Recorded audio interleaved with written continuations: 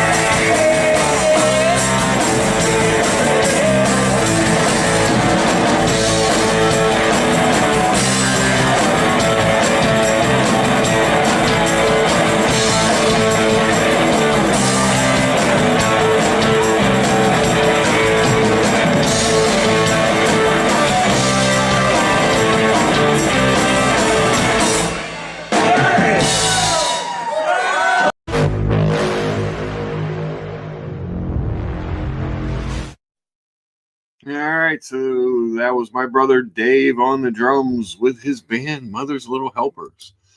I keep changing the time on when we're going to start this thing, and it looks like nobody knows. You need to hit the notifications icon so that you know when there is a Lucha show.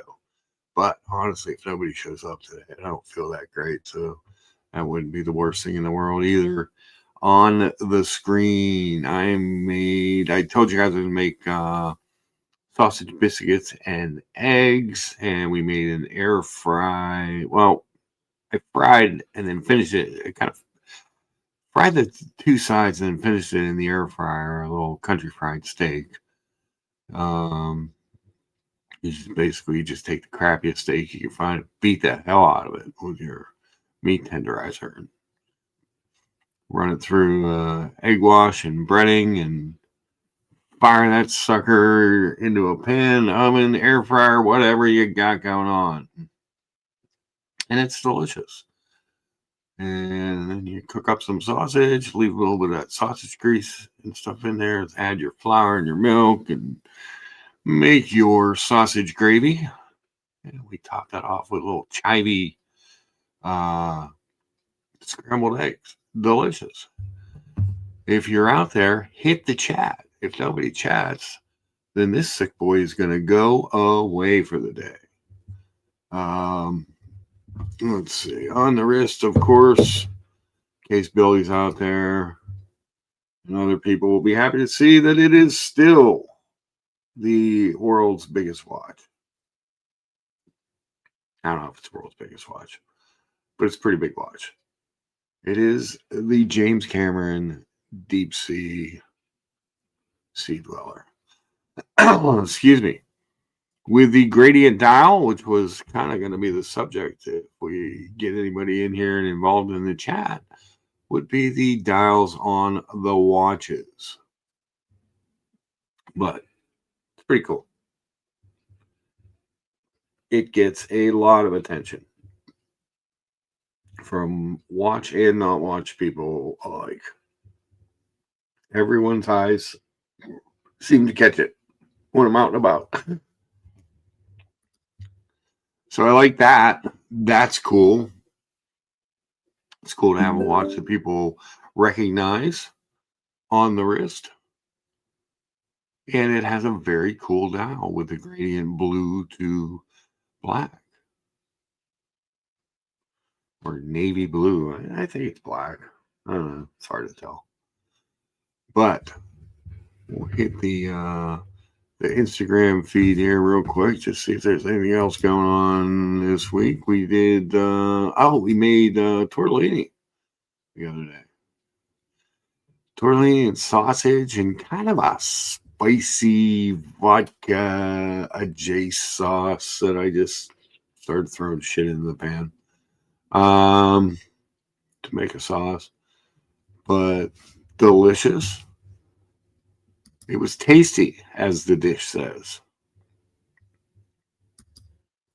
It had a little kick to it. The sausage was good. It was from a local farmer's market, hot sausage. I did not make the sausage myself, but delicious just the same. You get a little bit of a loom shot on the Deep Sea in the car wash the other day. Beauty. You can't really see you can see a little bit, see the dial. I did some wrist rolls for the Raymond Weil and the Longines that I picked up in that swap as well. Liberty Spot says, I stopped by an authorized dealer I've purchased from before and asked to see a Black Bay Pro with the white dial. She said Tudor took them all back because they had 3 customers with cracked dials. She said it's a thing that Tudor is not speaking about publicly yet. Is that the GMT with the white dial? The Black Bay Pro. I'm sorry, you did say Black Bay Pro. Huh.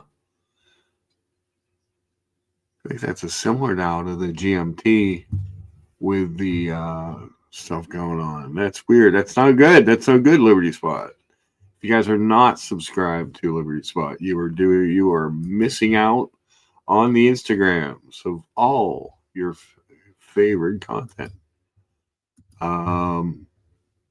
It is and shall be one of the most fun interactions you ever had. Black Pro went down. Yeah, that's a shame. That's not a bad looking watch. It's a little small for me. I think that's a 39. But it's a cool looking watch. I like that yellow GMT hand on it. Where you go, look one of those up. Hey, we're on a live stream. I have a computer. I can share a screen. Let's go look up the Tudor Black Bay Pro white dial. We have this kind of technology. And again, I forgive my voice. It's fucked. It is fucked.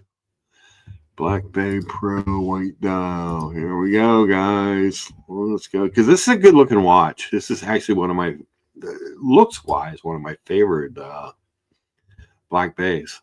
It's a 39 millimeter case. It wears a little bit small on my wrist, but it's definitely nice looking. I'm sorry that they got rid of the white dial, that they're having problems with them. Good morning, Billy. He says, good morning. I see you still have the Sea Dweller. I'm counting down the weeks. Yes, I do. I show that at the start of every show so that Billy knows it's still here. I don't know what I would replace it with. You know? I mean, it's kind of like the quintessential Lucha size watch. It's got the most badass dial with that gradient, with that signal green deep sea. The bezel's amazing. So I like this bezel better than the sub bezel because I like the minute track all the way around. Whereas on the sub, it's only 12 to 15, I believe. Or 12 to 10, 12 to 15. I can't remember. I have a terrible memory.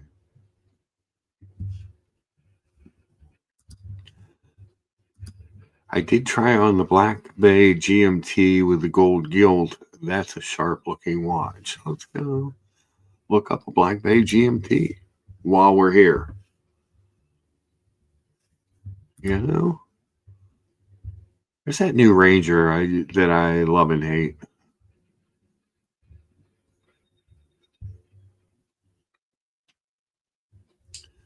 Black Bay Oh, did you try on the 58 GMT with the gilt? Imagine. Let's see what's in the Black Bay GMT. So these are the 41s.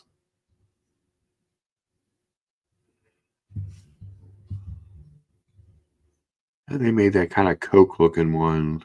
It had gilt on it. I believe. I believe.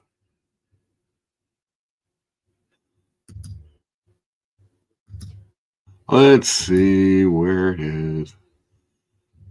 No, it's not there.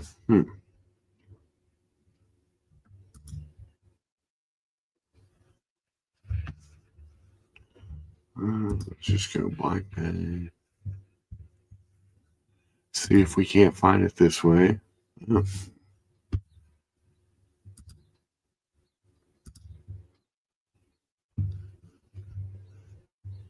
Huh. Sport watches. I love this new Pelagos Ultra.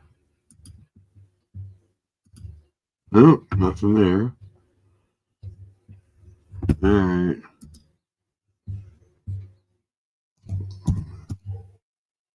I think this is the one you're talking about. This is the 58 GMT, and another 39 millimeter watch. Nice looking watch. They call that the, well, they want to say it's a Coke, but with the gilt, it really makes it more of a diet, like a caffeine-free Coke on the bracelet. What do they call it more? Diet Coke. Yeah, a Diet Coke. It looks like actually not like a Diet Coke. It looks like caffeine-free Coke. They didn't have the White Dial Ranger in stock. Yeah, I haven't been able to see one of those in person either. A couple stops I made. I would like to see that in person. But this is a cool watch. A number of people in the community have or have had this piece on their wrists. Excuse me. It's good looking. I just I'm not a big fan of the size. And I like the white dial GMT better. Am I saying something's going to make people mad at me? I don't know. Let's go back here. No, that's not where I found it. It was Black Bay. Excuse me. Again, watch website. I don't. They make these like so counterintuitive to use. This is my personal favorite. Is their aluminum Pepsi bezel with the opaline white dial was always the one that I gravitated towards as far as their GMTs, and that's a color and size thing. Yeah, I think Brian does have it on a rubber strap. Unless he is pared down. He did last time. We haven't seen him in a couple weeks, but he did say maybe paring down the collection. So we'll see what happens there. And again, if you're just tuning in, I am a little bit under the weather and my voice is going to sound, well, it never sounds good. Why anyone listens to me, I will never understand. But hey, have an Iron City beer. Brewed here in Pittsburgh. If they put this Black Bay GMT white dial on a T-Fit glass, it would be in my collection now. There you go. I like Tudors. I think they're good look. They make a nice looking watch. I know there is a lot of Tudor hate out there, but it is the little sister of Rolex, and I would much rather see someone wearing a Tudor than an Apple Watch. I like the lack of the Cyclops on it.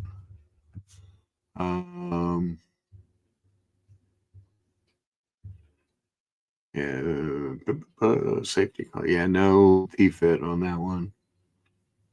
I would love for them to come out with this in a Metis model, in a master chronometer. I think that would be cool. They do all kinds of weird stuff here and there. They play around with size. Like this watch is weird. That moon phase watch is kind of odd looking. They do play around with sizes. You know, one of my new favorite Tudors are these 68s. I'd love to see them come out with a little bit different colorway. Maybe a black dialed one or a white, an actual white instead of a silver dialed one. But this black, I go back and forth which of the ones they released last year. Watch the Wonders I like better. But I think it's this blue with the black. And that watch is, I believe, so that's the master chronometer one. And I believe this, does it tell us? There we go. Tudor T-Fit class. Yes. It does indeed have the T-Fit. But it's a good looking piece. It ain't cheap. Watch, it's like over $5,000 now.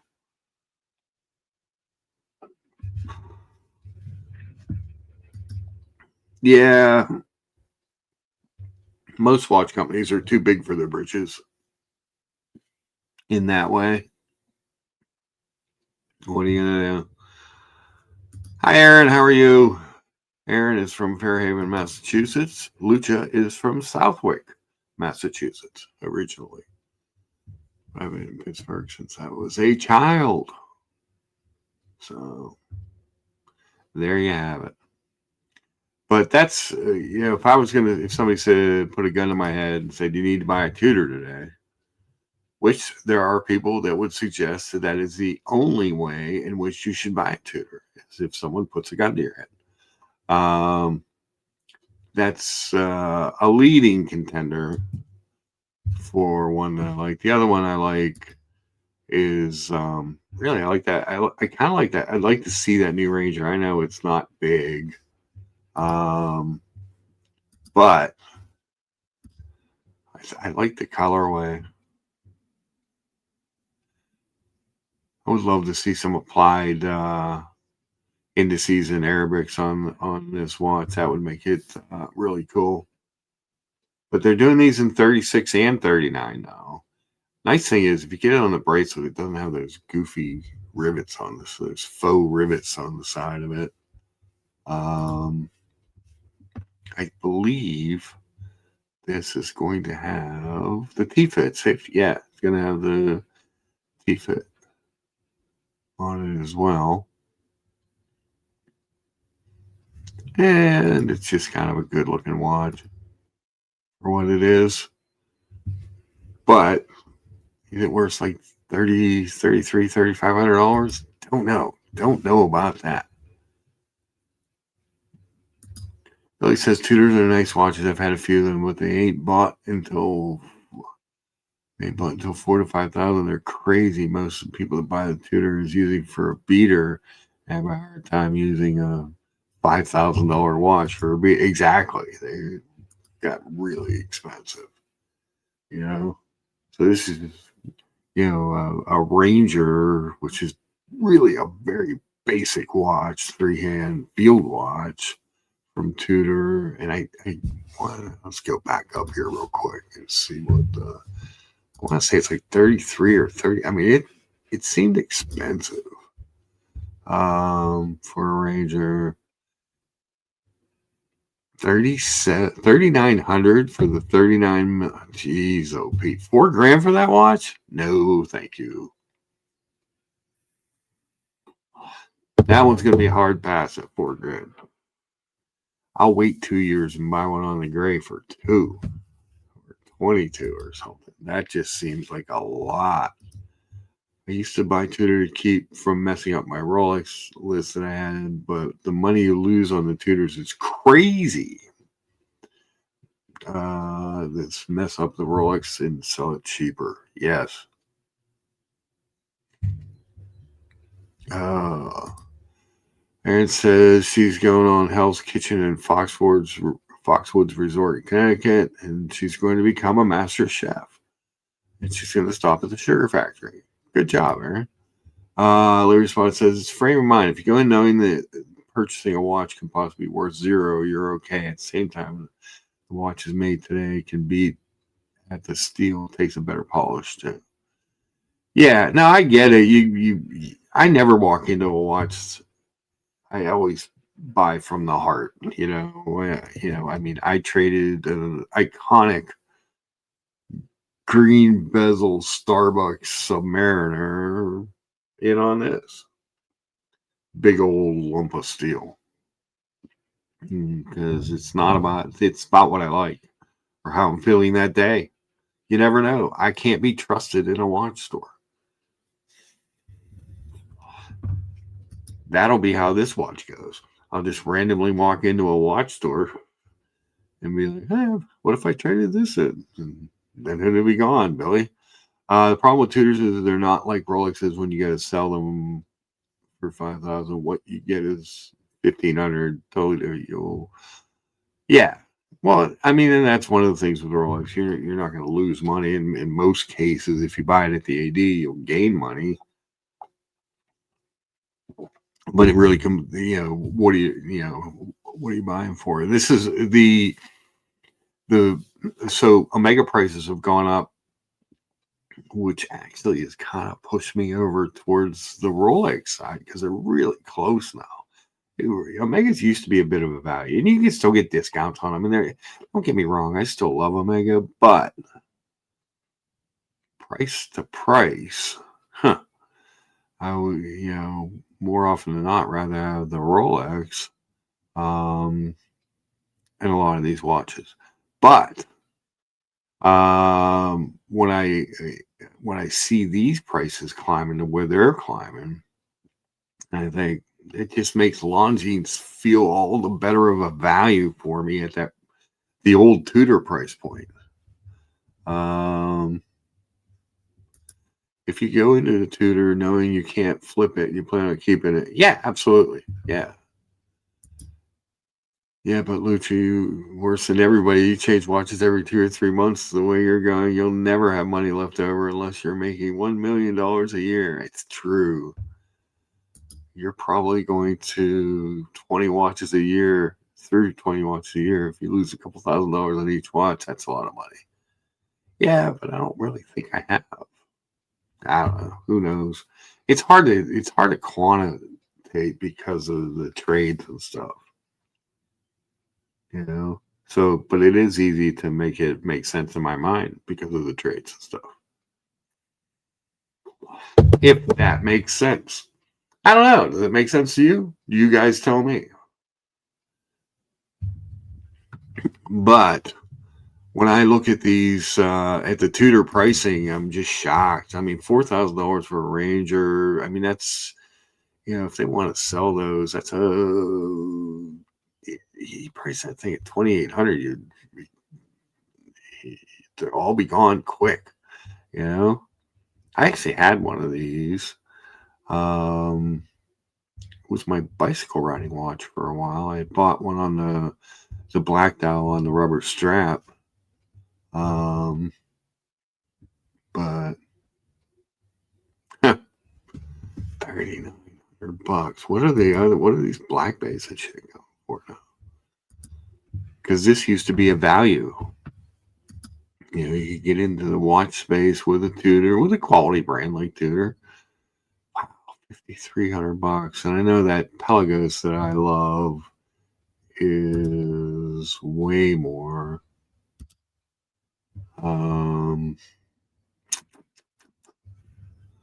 Pelagos. There it is. This is in the sixes, I believe. This is the Ultra. So yeah, this is the 43 millimeter, 1,000 meters worth of dive depth. Pressure test. This does have a cool clasp on it. I must say, it's different than the Deep Sea, but it's still cool. It's a cool titanium watch, but $66.50 for a Tudor.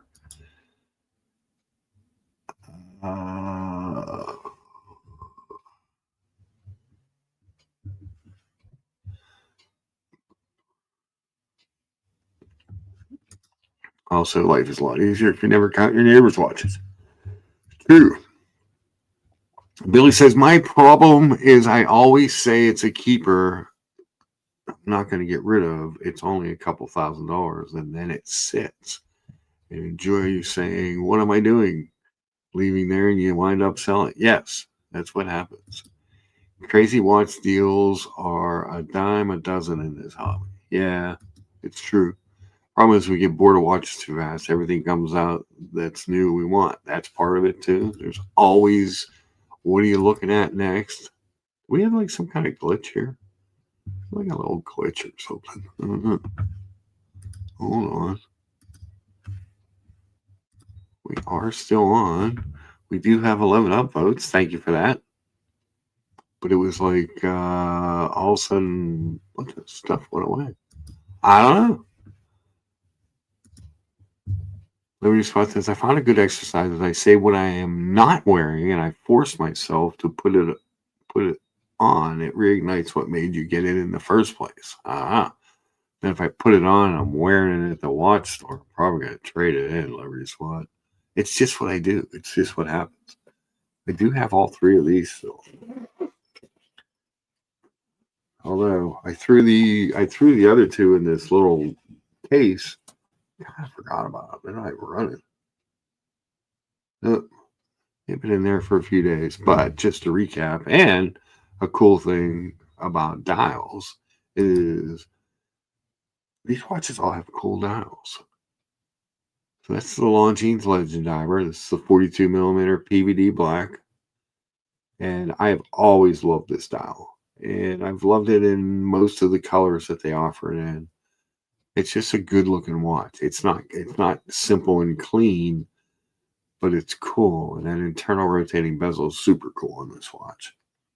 I don't know if I prefer it on steel or this PVD black one. But the PVD black is a cool watch. But also, when you look at these, Look how thin that watch is compared to this giant chunky monkey. Damn. And the other one I picked up in that trade, they still have a strap and a watch coming from the big trade. This is a beautiful watch. I don't know if I do it justice in pictures or on this live stream, but this Raymond Weil Freelancer GMT with the dual crown and the internal rotating GMT bezel is beautiful. It has a really nice buckle on the back with the RW. It's a deployant. So, and it's a automatic with the exhibition back. 100 meters worth of water resistance, sapphire crystals. This thing's under 10 thick. When you see these two together, let's see if I can do better. Maybe doing it this way. One's almost 18, one's almost 10 in thickness.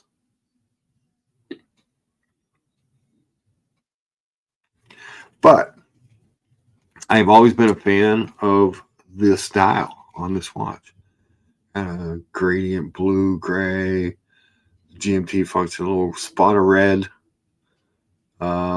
internal bezel, both crowns screw down, and both are signed. Of course, I can't get a good picture of it, but one has a globe, one has an RW on it. Ramon Wow? I'm not sure how you pronounce it. But I really like that watch. But this watch I really love.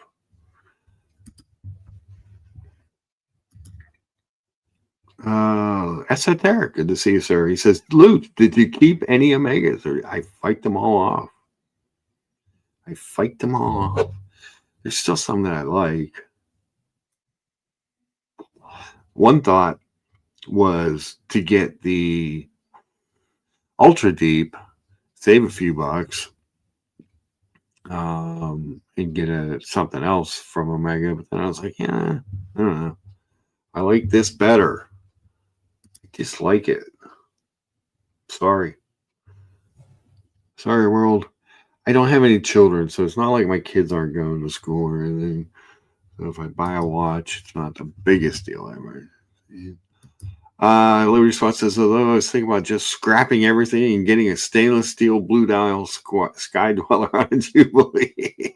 Watch, people are crazy, right? I know. But I love your new solid gold Sky Dweller. That's gorgeous.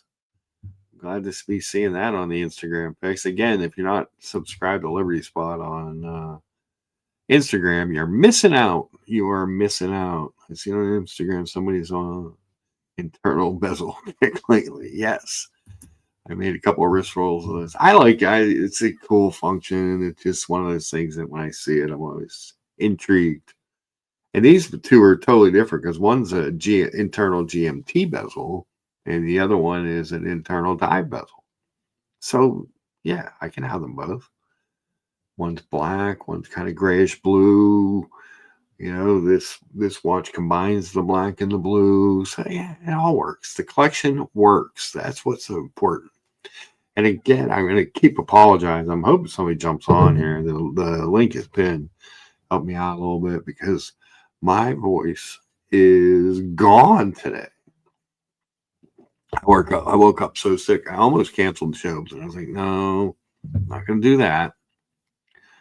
But let me see if I can play these without the music so I don't get yelled at by YouTube. Uh-oh. Hi, Brian. Hello. Are you in the car? No. Oh, okay. I thought I heard car noises in the background. How are you today? I'm tired. Let me make sure my yep, I'm on the correct microphone. Ah, very nice. Very nice.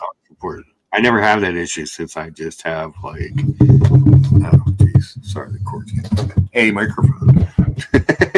Yeah. Well, I I I went on JJ's Friday night, Uh huh. and I realized after logging off and ending and everything, I was on the completely wrong microphone the whole time. Was it the one that made you sound like an 18-year-old girl waiting for her prom date? No, it was the microphone on the laptop itself. Ah, So when I went to mute the microphone, I have multiple. I can mute off the mixing board. I might have tried to do that and sneezed or whatever. I don't know. yeah, Yeah. it happens. Liberty Spot. Do you still have the Black Bay 58 GMT? I do. It is not close to me. Ah, sorry. I do have it. It gets more wear than some of my other watches because it is such a comfortable size for me. Yeah, I'll pull up a picture for you there, Liberty Spot. And the other thing that I like about it is they did a 48 click bezel on it, and it is a clicky bezel. Okay. So you can really almost use it as like a dive bezel timer. Okay. Do they have? Here. Yeah, and the T-Fit glide lock thing is really well done. Now let me ask you, because I'm looking at this picture and it's just a render, but is this almost like a little piece, like a metal piece to integrate the bracelet there? Like where that little lock is, so it's not. Yes, so it makes the appearance of fitting flush. I like that. Yeah. Strap. Let me see if I have on my Insta Snatch. The Liberty Spot says he was just going to say when he tried it on this week, it did not feel like any other Tudor bezel. And I guess that's because it's the 48 click, not 120 or a 24, correct? Yeah. Yeah, so I don't think Tudor does a 24 click bezel. I think they either do 48 or 60 or 120. Okay. But I had the Pelagos, and the Pelagos had a grind to it, a crunch to it, where this doesn't. Okay. So you're saying it's a little more appealing of a bezel action. Yeah. Nice. Yeah, so if you go to my Instagram, I did a wrist roll video with it. All right, hold on. Where is Brian? Come on. My computer is running slow. All right, so for those of you uninitiated, watch It's Brian. Oh, dude, seriously. You got that at the AD? Yeah. That's just sick. I love it. That watch is so good looking. I'm not even the biggest Patek fan, but that watch is gorgeous. The only Patek I've ever bought from an AD. Yes. It's craziness. Keep going down. Oh, here it is. There it is. Dead center. Yeah. All right. All right, guys. Let's get ready for this. Mute the sound. Oh, this. Okay, there you go. It's a nice looking one. Oh, I see how it integrates now. It's like almost a whole length there. Okay. That's cool. Yeah. I always like when the rubber are integrated into the watch. Yeah. That's my one issue with the Longines. I have a wrist roll of that. Hold on. There you go, Brian. Did you see this one yet? Oh, you were on. Yeah. The internal spinny bezel. I love it. Well, they're both internal spinny bezel. Yeah. But see the way this has that straight bar look, which on the stainless one with that stainless mesh bracelet is really good looking. I'm not sure it's as good looking in the PBD, but with the rubber, I kind of like it when they make the rubber, mate to the case. Yeah. It's that's a little bit better look. But then the other internal rotating spinny thing is a GMT, which I thought you would appreciate. Very nice looking watch. I don't know how to call it. I don't know much about Raymond Well, but I always liked the way this watch looked. They make a green version and a black version with like a outer world time bezel. This watch is kind of busy enough for me. That one is a little more distracting. I don't think you get as much dial space because of that bezel, which I love. And they're both screw down crowns. So all 4 crowns on those watches screw down. So you have at least 130 meters. You have 100 on the Raymond Wow and 300 on the Legend Diver. Yeah, I don't think the IWC Aqua Timer had all screw down crowns. No, it had mine had that ratcheting, whatever they called that bezel. I can't even remember now. Did I tell you that got sold to somebody in South America or something? Yeah. In fact, I guess they had to rent a whole container just to ship that one heavy watch. Yes, there was a lot.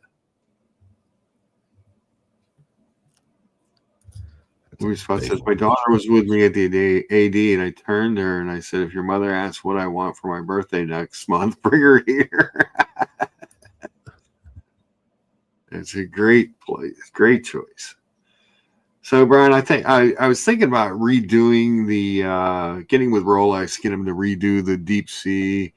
I don't think it's quite thick enough. Well, they did do that ultra dumb deep with the big old bubble. The Deep Space Challenge. That's ridiculous. Yeah. But I love this dial. So he's a good looking piece. What have you been up to? Have you been working a lot?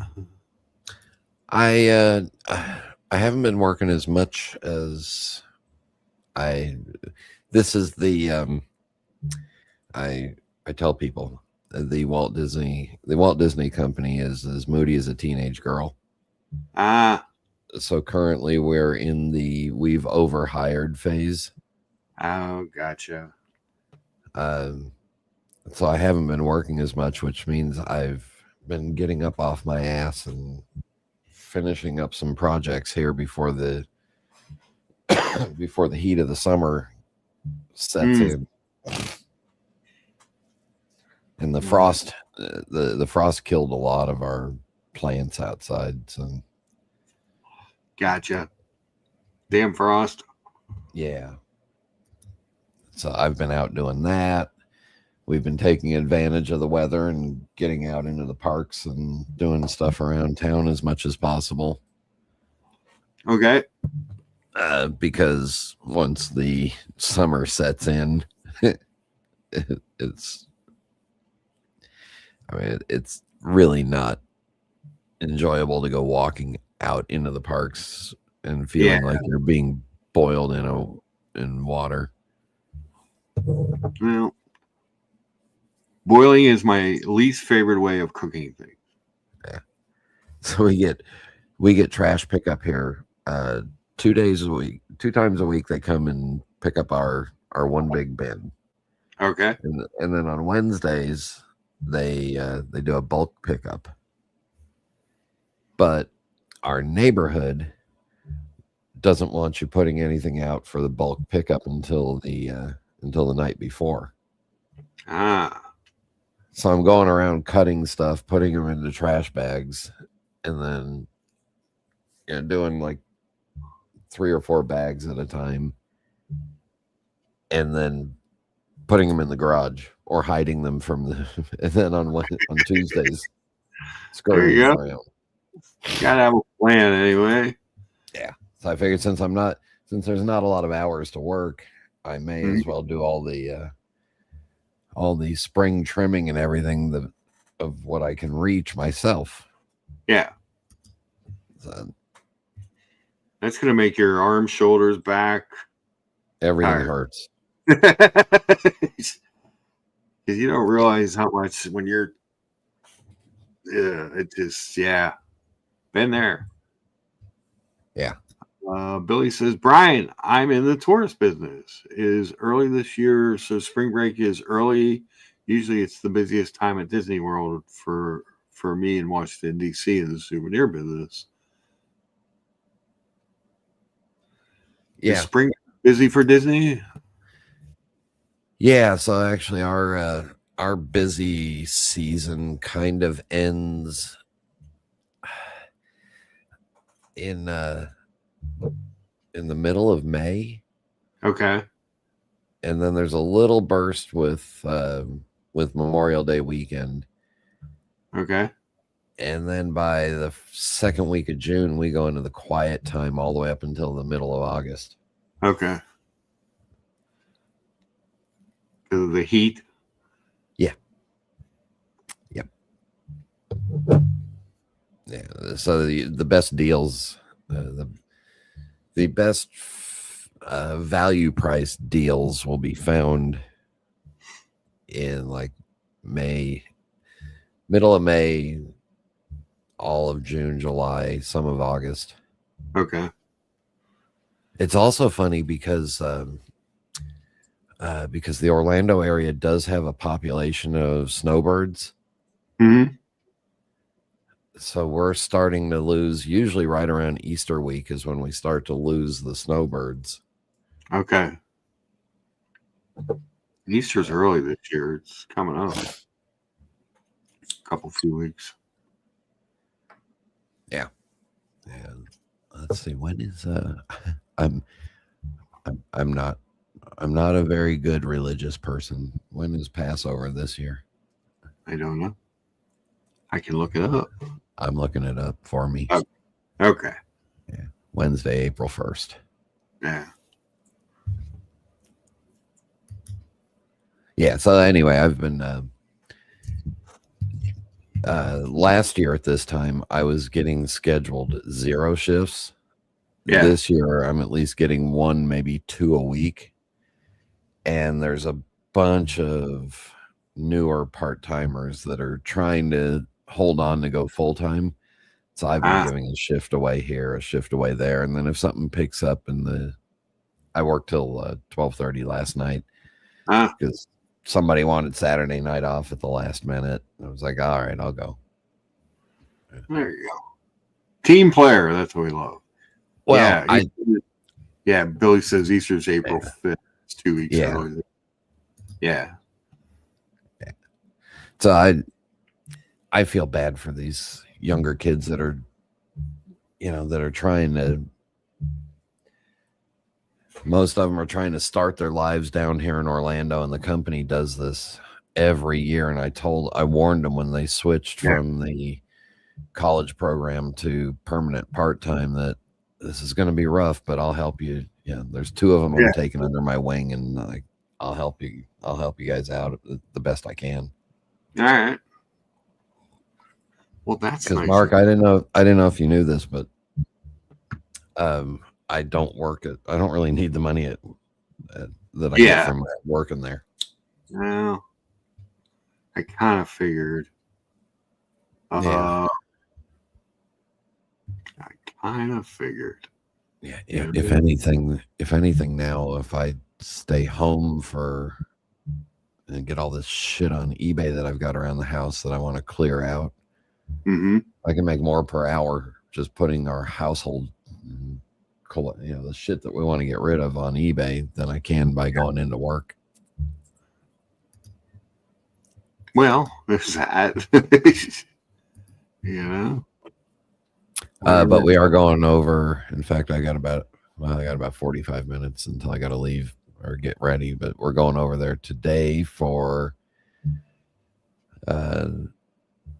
every quarter they drop a list of restaurants that we get a 40% discount.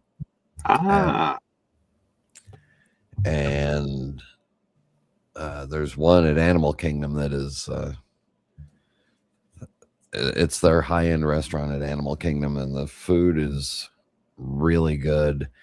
Okay. The best thing is that they have this selection of Besides the bread service that they do, Yeah. they have a selection of single origin coffees that they do in a press pot. So, Nice. yeah. Yeah. Yeah, Billy, I don't need to work, but I need to socialize for my psychological side, and I need the physical activity. So I'll go over to the parks a couple Yeah. times a week if I'm not working. I'm in Camp Billy. I got to work. Yeah. But I'm like, 15 years younger than you. So.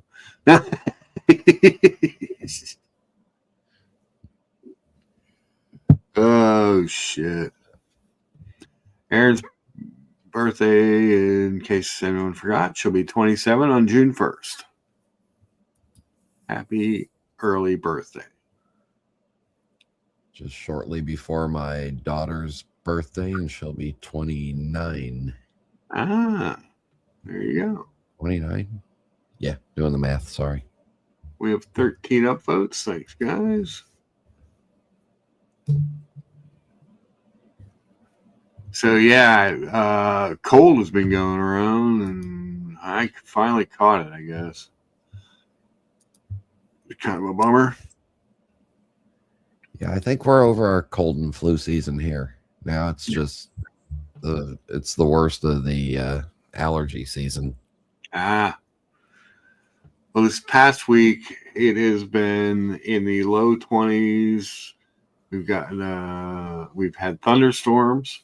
We've had a storm where we got almost an inch of really wet, yucky snow.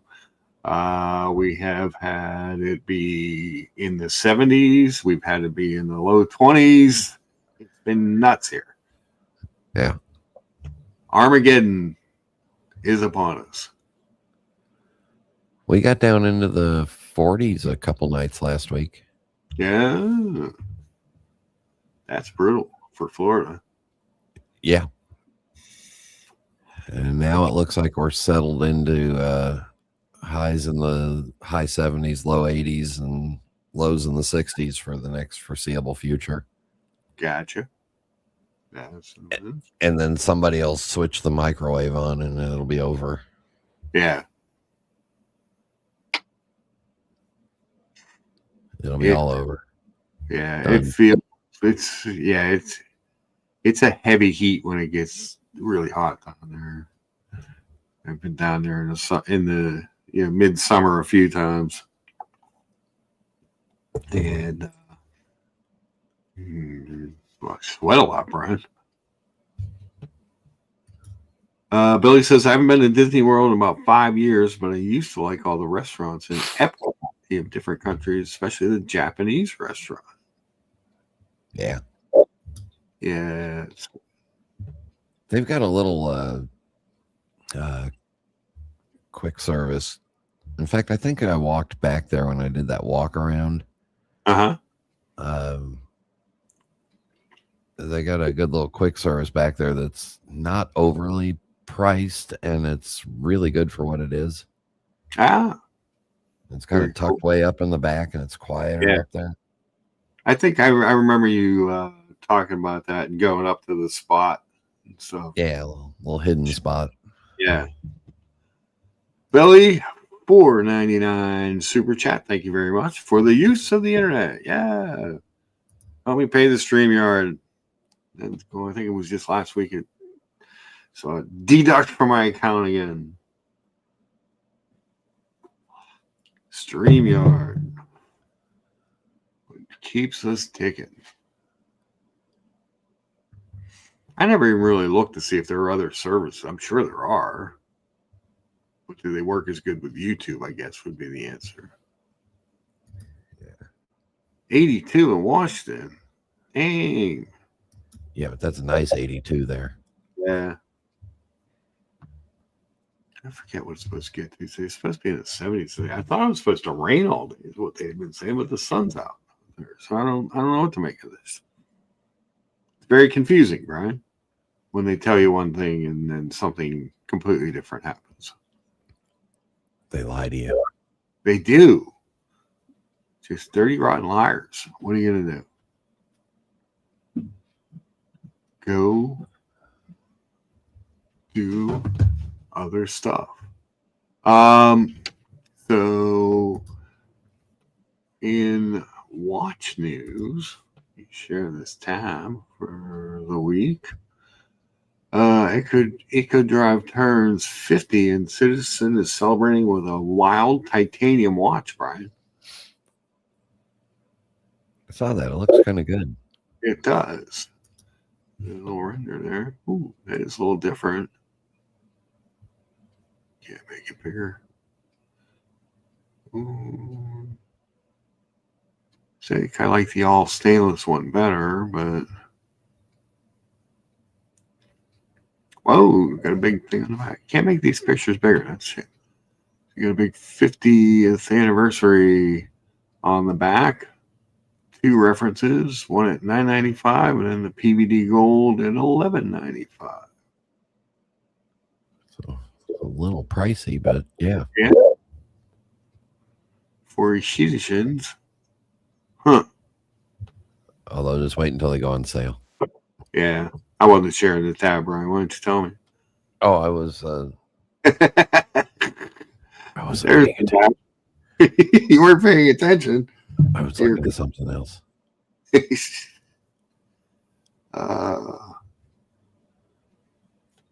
mean, it is titanium. Titanium.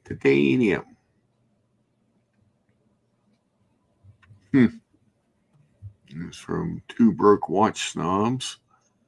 They have a sometimes enjoyable podcast. I'll see it. I'll give it a listen here and there. Do they beg for super chats because they're broke? No. Oh. But they do like cheaper watches.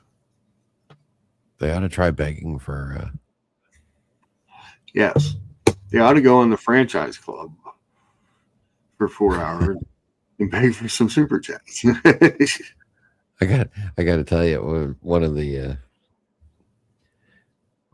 I've been getting caught up on our paperwork. Okay. And having Curly in the background and running a paper shredder at the same time really matches up. There you go. See?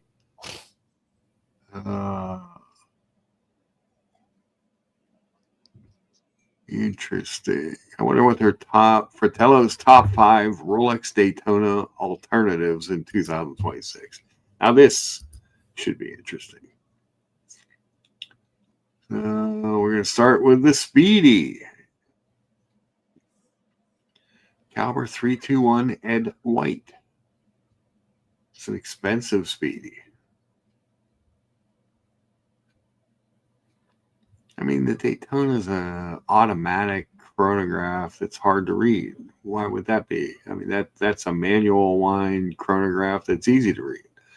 I don't think that's an alternative. The Zenith Chronomaster Sport. Now we're talking. This thing looks like it all blends in.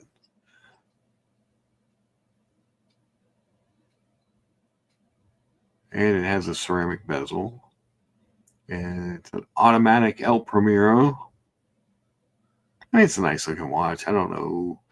Never thought 12,200 Swiss francs. That's just no.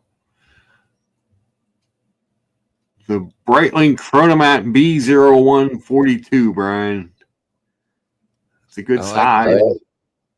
You liked yours? I liked mine. It just didn't sit on my wrist well. Oh, that's right. You were telling me that. Was it that bracelet? No, I had the blue die. I had the ice blue dial with the platinum bezel and the rubber. Oh, yeah. Thicker than. Even with the rubber, you couldn't get it to fit right? Yeah, it would still wobble.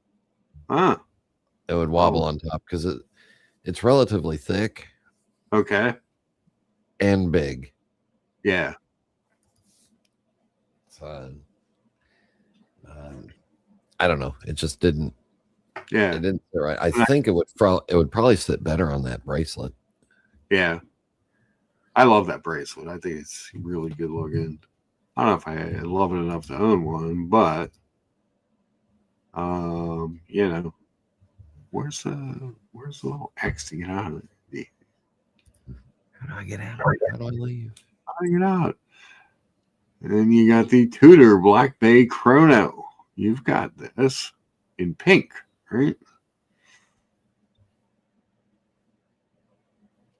It's a nice looking watch. I don't know that it's a Daytona alternative. It's by compacts. I mean, it's a lot easier to read again than the Daytona, but even in the white. But I don't know if everyone's going to be satisfied with that if they really want a Daytona. These things are getting expensive. The Seiko Prospect Speed Timer Solar Chronograph. I've had a couple of these over the years. They're kind of cool watches. Just set it and forget it. Solar powered. Get some sun here and there, and you're ready to go. Have you seen this thing? Hold on. That looks the new Christopher Ward thing. Yeah. Yeah, it looks interesting. Yeah, the dial. Speaking of dials, it's an interesting dial. Yeah. I wanted to go over to their site because I have no idea how much this thing is. What is, I do, and that's why I said it's interesting. There you go. But I haven't bought one. I also don't have a Christopher Ward. No, I owned one a few years ago. Well, let's go over to the Christopher Ward site and see what we can find here. Boom. Well, there it is. It's true, Brian. It's true. Discover the new C63 True GMT. Yeah. Let me ask you this. Oh, wow. 41.35. Yeah. I was thinking 3. That was my problem with it. Yeah. That's a problem. I mean, it's not a bad looking watch, and I can appreciate that they're trying to upscale themselves a little bit. I don't know if that's, the best move, but they keep coming out with this new 4, 5, 6, 7 grand stuff that oof. I realize it's a move up. Yes. And it's a better quality. Yeah, they've improved the movement. They've improved a whole bunch of stuff. Yeah. But my problem is now you're barking into the bottom side of Tudor, and you've passed up Longines. Yeah. And this is just a it's kind of a cool looking watch, but at the end of the day, it's just a GMT with a power reserve. And so like, I don't know. In the front. Yeah. It's kind of interesting looking, but I've always, just myself, I've always thought of Christopher Ward as, entry level bargains, and these don't seem like that. Some of the stuff they've been coming out with. Yeah, when they did that with the Belcanto and they jumped up in price like that, all right, that's different. A very special watch, though, right? Yeah, but this is so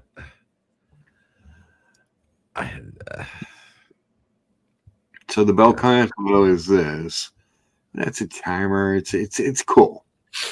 Yeah, for what it is, and for what it does, its price point is actually not bad. You know what I mean? Like, you're talking anywhere from $39 to $5,300 for one of these things. Yeah, for a striking watch. Yeah, that's interesting. But now when they came out with the 12, that was like, $1,000 or $1,400, whatever the hell it was. I was like, well, that's cool for, it's like a PRX upgrade. Exactly. It was like a PRX better bracelet and a little bit more interesting looking. That was this one. So that's, like this is the titanium one for $2,175, but I think the regular ones were $1,400 now. I think they were like 11 something when they first came out.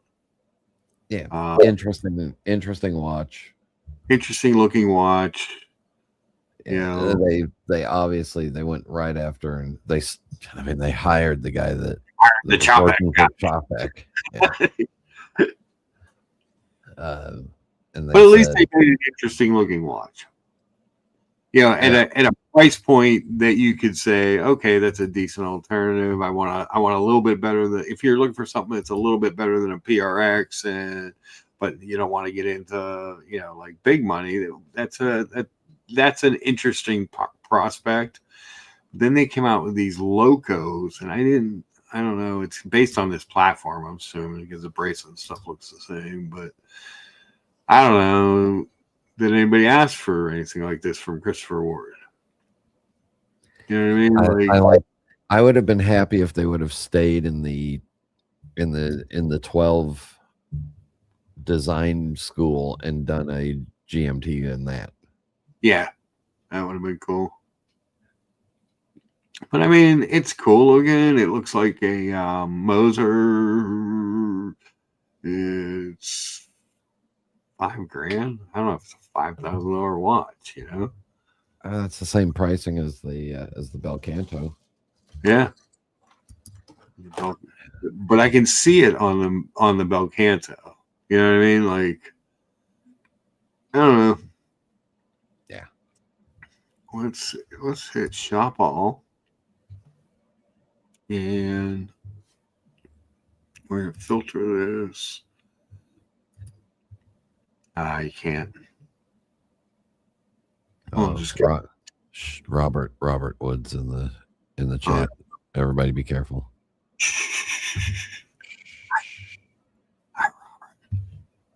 He does point out that you can wear any of these Christopher Wards with a NATO strap. We always whatever you say. Yeah, warning, this call might be recorded. Yes. So I mean, these are I clicked the 2,000 plus, so we get their more expensive stuff. But like a $3,100 jump hour donated. That top row is just $3,000 to $4,000 worth of. I don't think I'd spend that on those. You know what I mean? Yeah. I was never crazy about that Aventurine moon phase watch they did.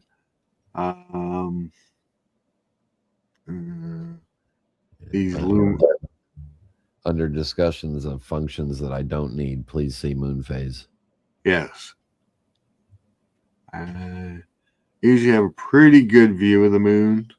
I live on top of a giant hill. You live in Pittsburgh. You either live up the hill or down the hill. Yes. I feel bad for the people that live in the middle of the hill.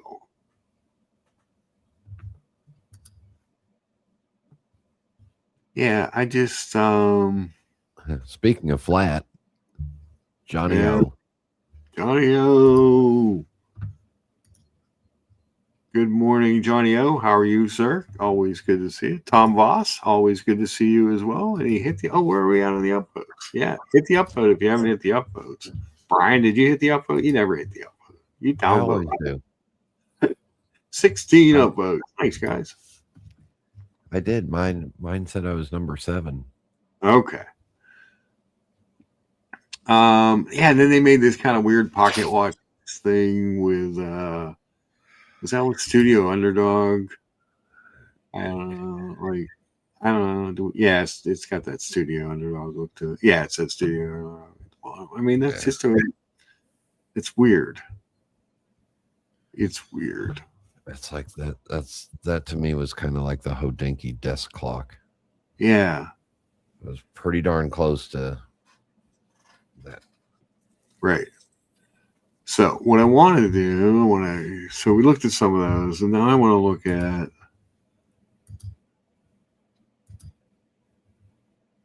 what the $1,000 to $2,000 watches that they were really known for, right?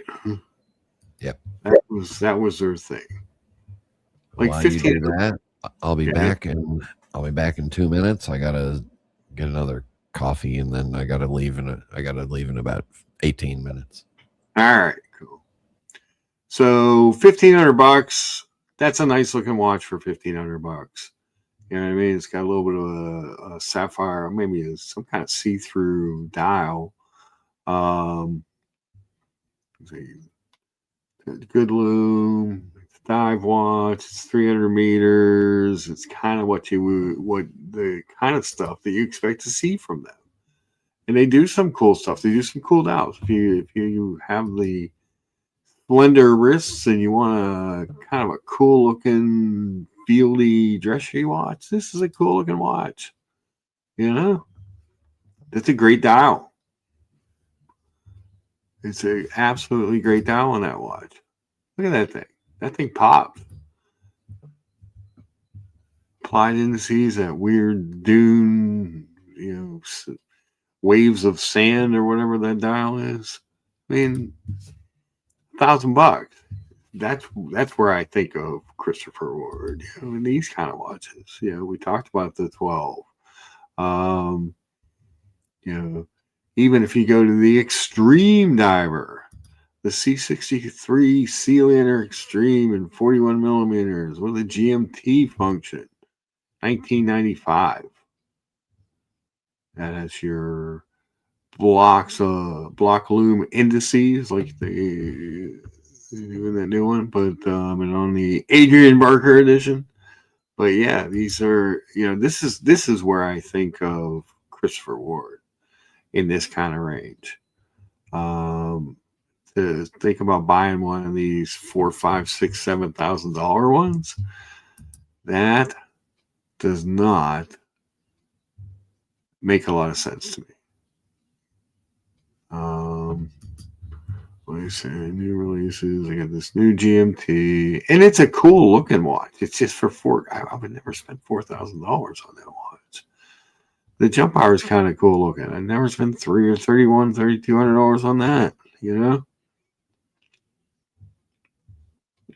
I don't know. I don't see the value in them that I used to. Kind of same thing, Omega. Oh, thanks, Tom Boss. Good to see you back as well, sir. And again, I want to talk about some interesting dials and stuff today. These are interesting dials, So, I mean, you take this watch. That's really a cool looking dial on that. But $4,000? I just don't see it. I mean, it's different. It's got a power reserve, small seconds, GMT hand, some kind of openings so you can see their bridge that they're so proud of. 3 o'clock date. It's a cool, but it's busy, but it's kind of a cool concept and look to the watch. If you're a GMT fanatic, you would love it, but not for $4,100 or whatever this thing is. What is this? Yeah, $4,135. That just doesn't seem right at all. For $2,100, I would have been really interested. Yeah. I guess the push is they're trying to push themselves up category. So here's the interesting top of the webpage. What the fuck, Christopher Ward? Exactly, Robert. Exactly. Here's the interesting thing is that they say because they go direct to the consumer, they only have like a 3 times markup on the cost. Correct. On the cost of manufacture. Mike France, is that the guy's name? The CEO? Yeah. Where most manufacturers have a 10 times. Yeah. So if you work it backwards, a $12,000 Rolex GMT Master 2 Mm-hmm. is really like $1,200 to manufacture. Probably And correct. and if you do the I always if you thought do most the Rolexes were somewhere between 1,000 and 2,000. yeah, True cost of them. But there's yeah, other stuff that you have to. right. Yeah, we're not talking marketing costs and Yeah. all that. But the actual cost to get it out of the factory. Yeah. If you do the 3 times backwards on this, they're saying that this watch actually costs a little bit more to make than a Rolex GMT Master 2. Yeah. Yeah, that's true. I And I mean, get that's it. really simplified, but Yeah. They're manufacturing a movement and all this stuff, but do they need to do that? Is that in their long-term best interest to move up market? I mean, and don't they now have watches in a couple places, like Time and Tide maybe, and someone else? That's what I heard. Johnny O, thank you so much for the $5 super chat for the tip jar. Yes. Again, we don't sit here and grift for a lot of money. We just try and get enough to pay for the StreamYard and stuff, so we can continue chatting with Brian for about another 14 minutes. I'm having my banana right now. Ooh. But yeah, I get this kind of stuff confuses me as to what it is that they're trying to do, or what they. I guess it's more what is their thought on what their brand is. Yeah. What's a hidden gem? The hidden gem. Now, I will tell you, this watch always intrigued me. I don't really care for the look, but the fact that this one actually works like a genuine super compressor is kind of cool. You know what I mean? I'm not gonna lie, I think that's kind of cool. I don't the look of it. It's gonna give me a seizure, but but the fact that it works like a super compressor is kind of a neat thing. That watch is what color do you like? Yeah, it's got it. Yeah, it's got it. We got it. What else in the hidden gems? The Aquatine, Dune,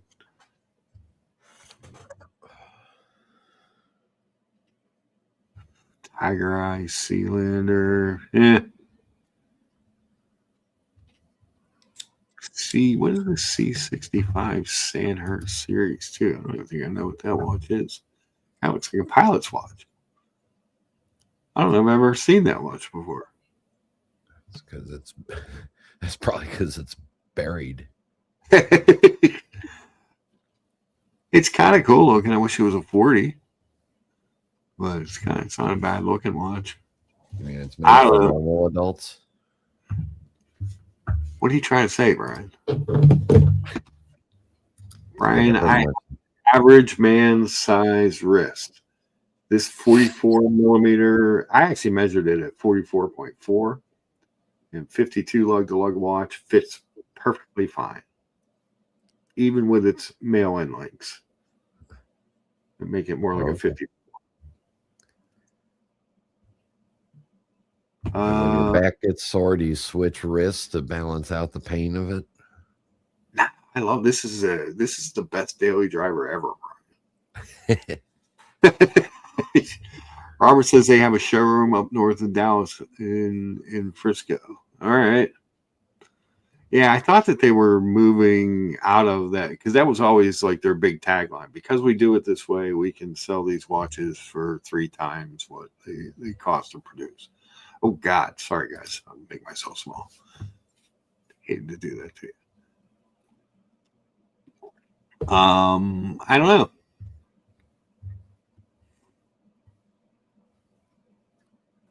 Yeah. I don't think that I'm liking it. I like this watch, but I'm not liking the pricing. Trying to move up scale because I know I talk about this brand all the time, and people get bored with it. but I always I've owned a number of them. I love them. I always have a lot of respect for the brand, and I know it's a Swatch Group shitter, but freaking Longines makes great watches in that price range. Yeah, and I'm the rare person that likes the little 5-star logo on it when they put See, going yeah, all so the way back to their heritage. yeah. So what was this one? The new GMT was what 41 on the bracelet. It was like $4,100, right? 41.35. Yeah. All right. So let me look up the Longines Spirit Zulu. Let's see here. Go to the Longines website. Put a lovely blue one. Ah, there you go. That's good looking. Oh, let's share that. All right. So this watch with that dial, which I think is one of the best dials that it's not a handmade dial or anything, but it's beautiful in person. It really is. I didn't even have the Sunray finish on mine, so I would imagine this blue one's. I've seen the blue one. I took pictures of it last week for Liberty Spot. $3,500. True GMT, chronometer grade, at a base movement because it supplies the movement parts to the Longines. The Swatch Group owns that. yeah, and I mean, devastatingly good looking dial, nice bracelet. The bracelet was okay on this. It's a big male end link that comes off the end of that watch, so that's actually a pretty big. Let's see if they have the spec. I like a big end link. Yes, that's what she said. So it's 49.4 lug to lug, but I think this thing is closer to 53. That end link on that, I remember that being really big, really jutting out from the case. I bet you that's closer to 40 or 52 with the end link, but they make them in other sizes. You don't have to get the 42. But for $3,500, I would much rather have, and then you find this watch new on the gray market for what, like $2,700, maybe even less. Yeah. So with Longines, you can always find them at least 10-20% off. Yeah. And you get a much more proven ETA movement than you do with some new in-house movement. And you get the simplicity of being able to repair an ETA movement. But and everybody learns. Yeah, this is not the Powermatic 80 module movement. This is an actual true GMT movement on this. The only thing I wish that they would have done a open case back on this watch. I'd give them a pass. It gives them extra water resistance, makes it a little bit thinner. Yeah, it is 14 thick, so it's not thin. Yeah, but if you put if you put a sapphire case back on there, you're going to add maybe another millimeter and a half.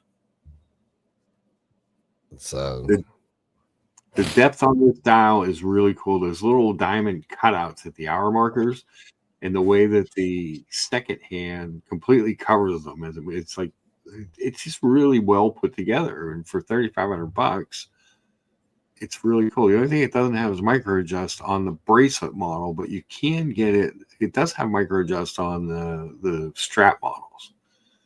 I always thought of getting this blue one on the strap. Let's see. Where is it? Because it actually looks good on the strap, and the functionality, it's not bad looking on that strap, but the bracelet is cool. Do they not have it? Let's see what this is.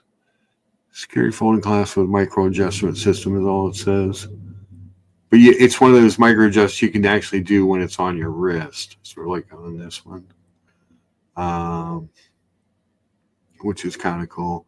I just always thought it was a really good looking piece, and I actually kind of, although I'm a bracelet guy, I like that leather strap on this one. I don't know. You never know what I'm going to do, Brian. Nope. You never know what I'm going to do either. Let's see. Liberty Spot says, "Hey Johnny O, did I take too many trash can shots to the head, or am I remembering correctly? You had a black dial sky dweller in stainless steel." Yeah, I'm trying to remember what Johnny O has. I know he's got the OP, really cool looking one with the silver dial and the gold indices and hands. And I think a date just. Maybe a GMT, an older GMT, maybe. I can't. It's hard to remember, Brian. Brian, it's hard to remember everyone's watches. Hard to remember. It's hard to remember the ones you've had, and I've seen them all.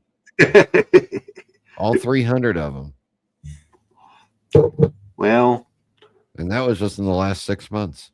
Just the last 6 months. Well, what have I had in the last 6 months? I've had this. That is correct, sir. Oh, he did have the Skydweller black. Okay, cool. Because he was looking at the stainless steel Skydweller. Yeah, he said that earlier. He's looking at the steel. He just got that solid gold one. It's gorgeous. It is absolutely stunning. I hope you finally get the call for the Explorer 2. And then you'll really be in a pickle. I know, right? You'll just buy it. Yeah, that would put me in a little bit of a pickle. Nah, what do you do? End of the month, you just slap 10 more, 10 more extended warranty policies onto people, and you're good to go. And yeah, they won't find out for 2-3 months. That's the way that works. Yeah. Oh shit. Yeah, that's it's a great watch. Now, if you like the super compressor look, their Heritage Collection. First of all, their Heritage Collection has some really cool looking watches. If you like, interesting stuff. But if you like that super compressor look, this does not work like a super compressor. It says screw down crowns, and this is the one that I just got in the black PVD. I like this one. Do they not even make that one anymore? No. The one on the mesh bracelet that I had a couple times. And I also like this yellow one. And again, interesting dial. Kind of a fume effect. Yellow to black. These are cool watches. And my favorite part of these watches is that the little skin diver guy, spearfishing guy on the back is wearing a watch. I always thought that was cool. I know. Maybe I'll be twins with you and buy this the Sea Dweller Deep Sea James Cameron that European Watch just put up. They put up a solid gold one or something? No, it's just it's the 12660. That's the one before mine. Let me get it. 2019. Do you know what the differences are, Brian? I don't care. It's big. It's still too big. It's still too big. It's still too bigger. Look out. Lady with a wrench. Hold on. Oh, lady with a wrench in the chat. She's coming to get you. She says the Legend Diver is a fantastic. It is a great watch. It is. Is it in their new arrivals, Brian? No. If you go to Rolex, it looks like they've had it for a little bit. They put the Rolex.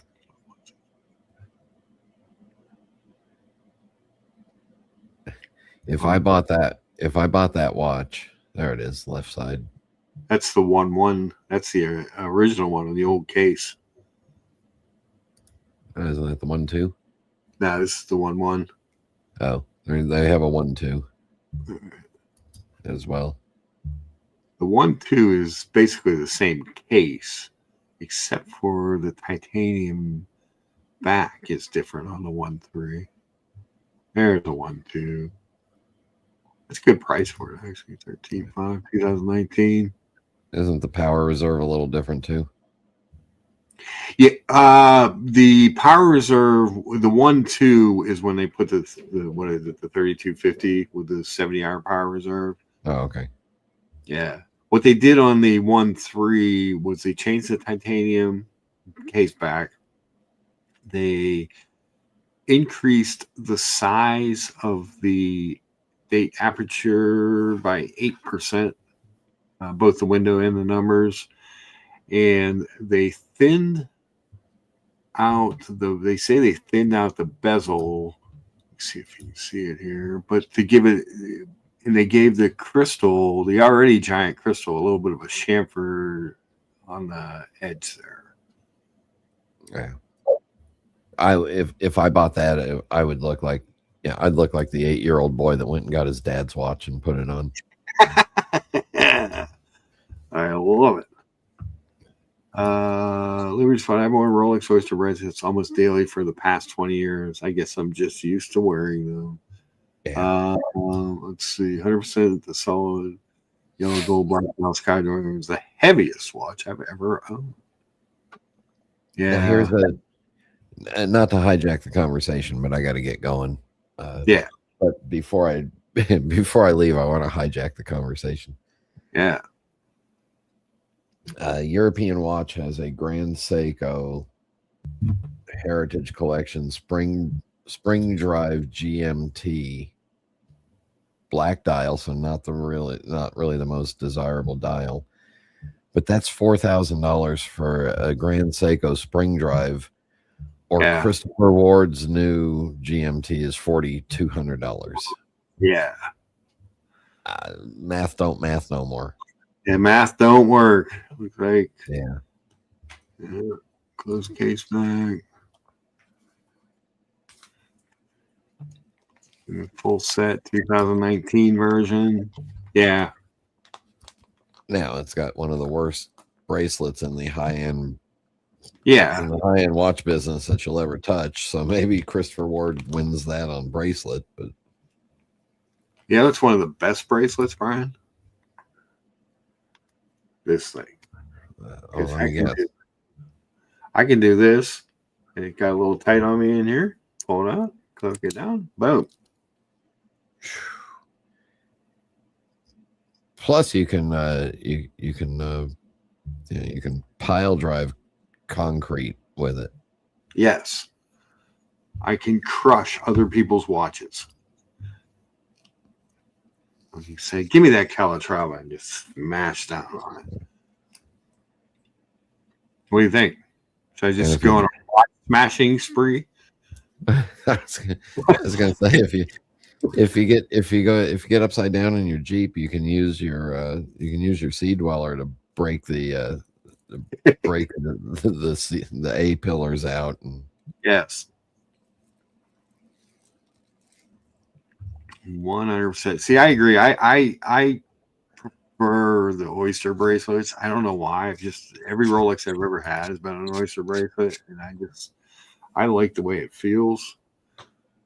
Jubilees, I don't dislike the Jubilees. I just prefer the look of the Oyster bracelet. I know it's not as fancy looking. So in my experience, Oyster versus Jubilee, if you go full metal or full precious metal, you need to try to stay in the Oyster, because what happened with me in the Sky Dweller, and then I tried on the full gold Guinness. Okay. Is that it made the Jubilee made the head wobbly. little wobbly. because then the Oyster gives a lot of good solid straight support, so it doesn't make it as wobbly. Yeah. That's my story. I can dig what you're putting down there, Brian. I know, like on this one, it's a heavy watch, 217 grams, I think. But one of the things with this watch is, if it's loose, you need the micro adjust in there because it's annoying if it gets loose. When it gets tight, too tight, like I just loosened it a little bit, you feel the weight of it when it's too tight, I feel. But when it's loose and rolling around, it's just way too heavy for that. It feels like it's going to spin around your wrist or something. Jen, did you want to change your name? Is that Jen? Uh-oh. I can't see. I don't have access. I don't know. I didn't know if it was our Jen and she logged in maybe under a different account because it had a full name on there. I just didn't want to put her on the panel with a full name. She didn't want everyone to know what her name was, but she's welcome back. If it's not our Jen, just flash your camera on real quick just so we see you're a real person and not a bot. That's all we have. That might be her OnlyFans account. Jen. There we go. What's his? No, I can't. Why does it say? There we go. Jen the Enabler. Jen the Enabler. What's up? What's going on? Sorry, I was joining on my phone, so I'm setting things up because I've never done it before. So I just didn't want to. I didn't want to throw you stuff on there with like your full name on there. I appreciate it. But then it was a different emoji thing, and I'm like, well, they're not. Yeah, because I'm on my phone, so that's why. The avatar. Maybe it is a different Jen. No. Hold on a minute. Hold on a minute. You mean, Jen, you mean to tell me that your last name is not the Enabler? No, it is not. That's her middle name. Oh. Jen the Enabler Smith. That's right. It's great. It's my wrestling name. My finishing move is I hand you your credit card. Give me back your card. And waiting ringside is 2 bankruptcy attorneys. Yes. And my follow up to the finishing move is I hand you your cell phone with a watch website pulled up so that you can buy instantly. Yeah, there you go. See gratification. You got to be careful with that. You could be driving on the highway and accidentally buy a watch at auction. Oh wait, you don't know anybody that did that. Oh, anybody that's ever happened to, but you know, it happened. And it wasn't $100 watch either. It was like no a $68,000 watch. No. You know. Luckily, they were able to flip it right away, and they had no problem with it. It is one of the best But stories. it was a big oops. I wish I could oops and buy a Patek Philippe myself. I would oops and end up with like a 22 millimeter universal Jeanette.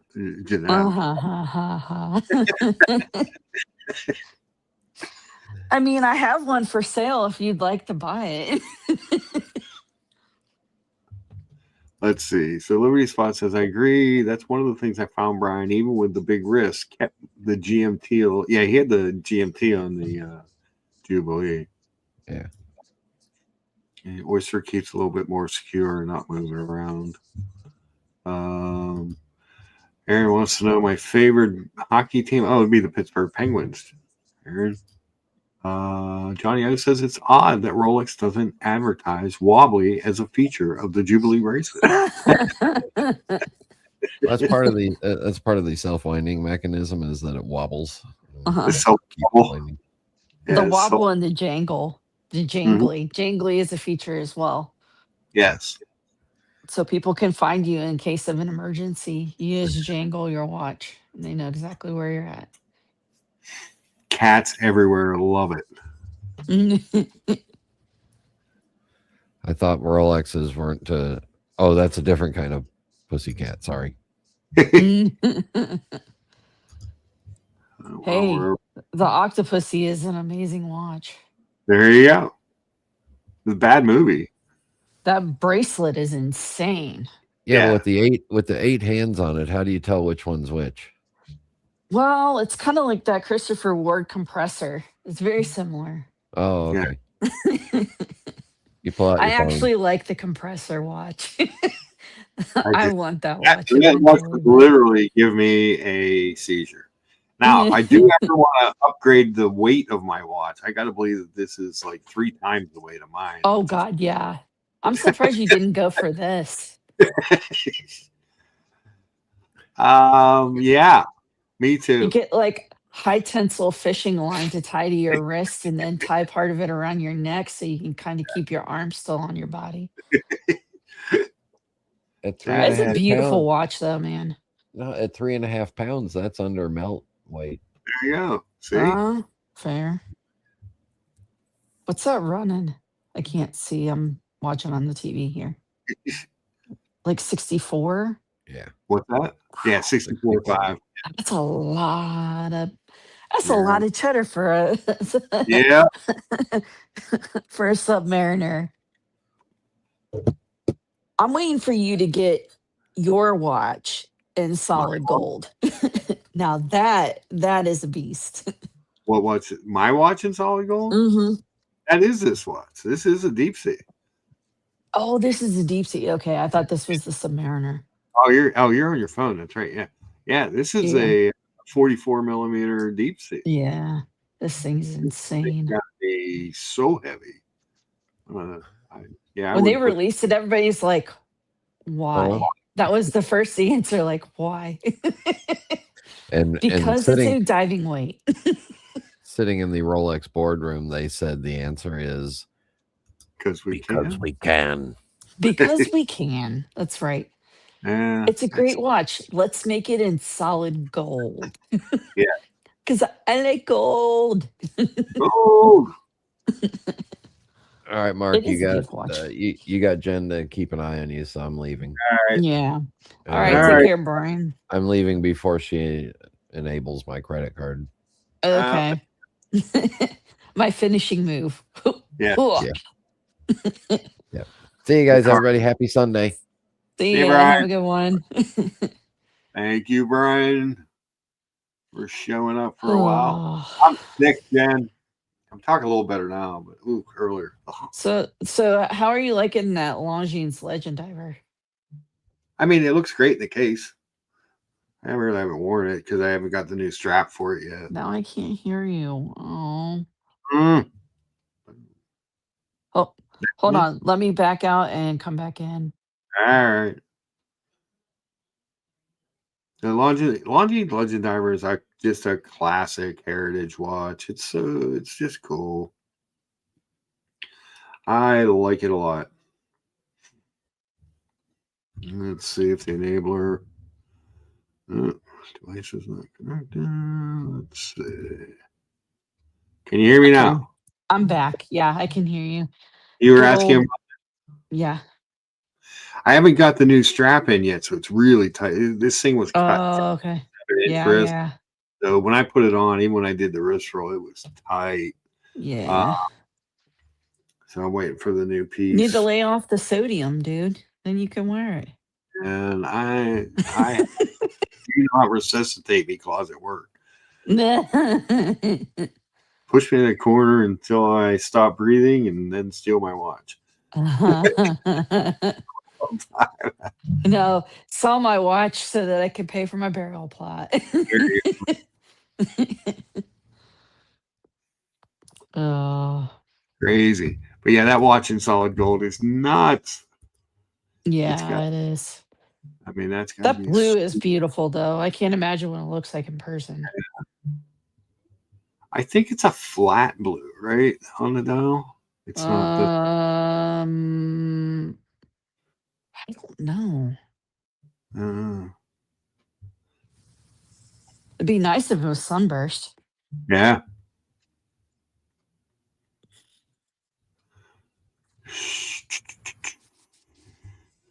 What else they got on here? Anything interesting? There's your You'll- Sky Dweller. White Yeah. gold, blue dial. Nice combo. Yep. Is that an Aquaterra there? Huh? Where? Or That's the green Parmesan. watch, the green dial. Green. Great Owl is a The Parmesan. green, Far green, right. green. Where is green? I don't see anything green. Up just a little bit. Oh. Yeah, that's a I think that's a Shades. Yeah, it's got Okay. Yeah. you can always tell if it's a Shades or if it's one of the two lacquer one because the date window is boxed and it's not plain. Zoom. I like these with the round date dial or date window. Oh, round date dials are gross. The 150 is such a good watch. Oh, it's so gross. No. Is I that just like to- Jack A. Dro? Is that Nate's Jack A. Dro that he got rid of? I don't know. Because somebody called it the snowman watch. Ugly IWC. Ooh, 1921. Yes, please. Yeah. That's a great watch. Not a great dial. It's an okay dial, but it's not, I wouldn't say it's anything special. What do you think of the Christopher Ward GMT thing? I like it. I think it's a good layout. Do you like it for $4,100? I mean, that's the market that they're going for right now. Like, that's their pocket. Why are they trying to do that? I mean, I think they've kind of earned that pocket. They're kind of Oh no. them and Fears are kind of like the top of the British watchmaking Yay. section right now. Well, you know what they're going to be with Bremont pretty soon because they're pricing themselves out of their own market. No, I think that they've had enough watches at that price level. Like the Loco's at that price level. So is the Bel Canto.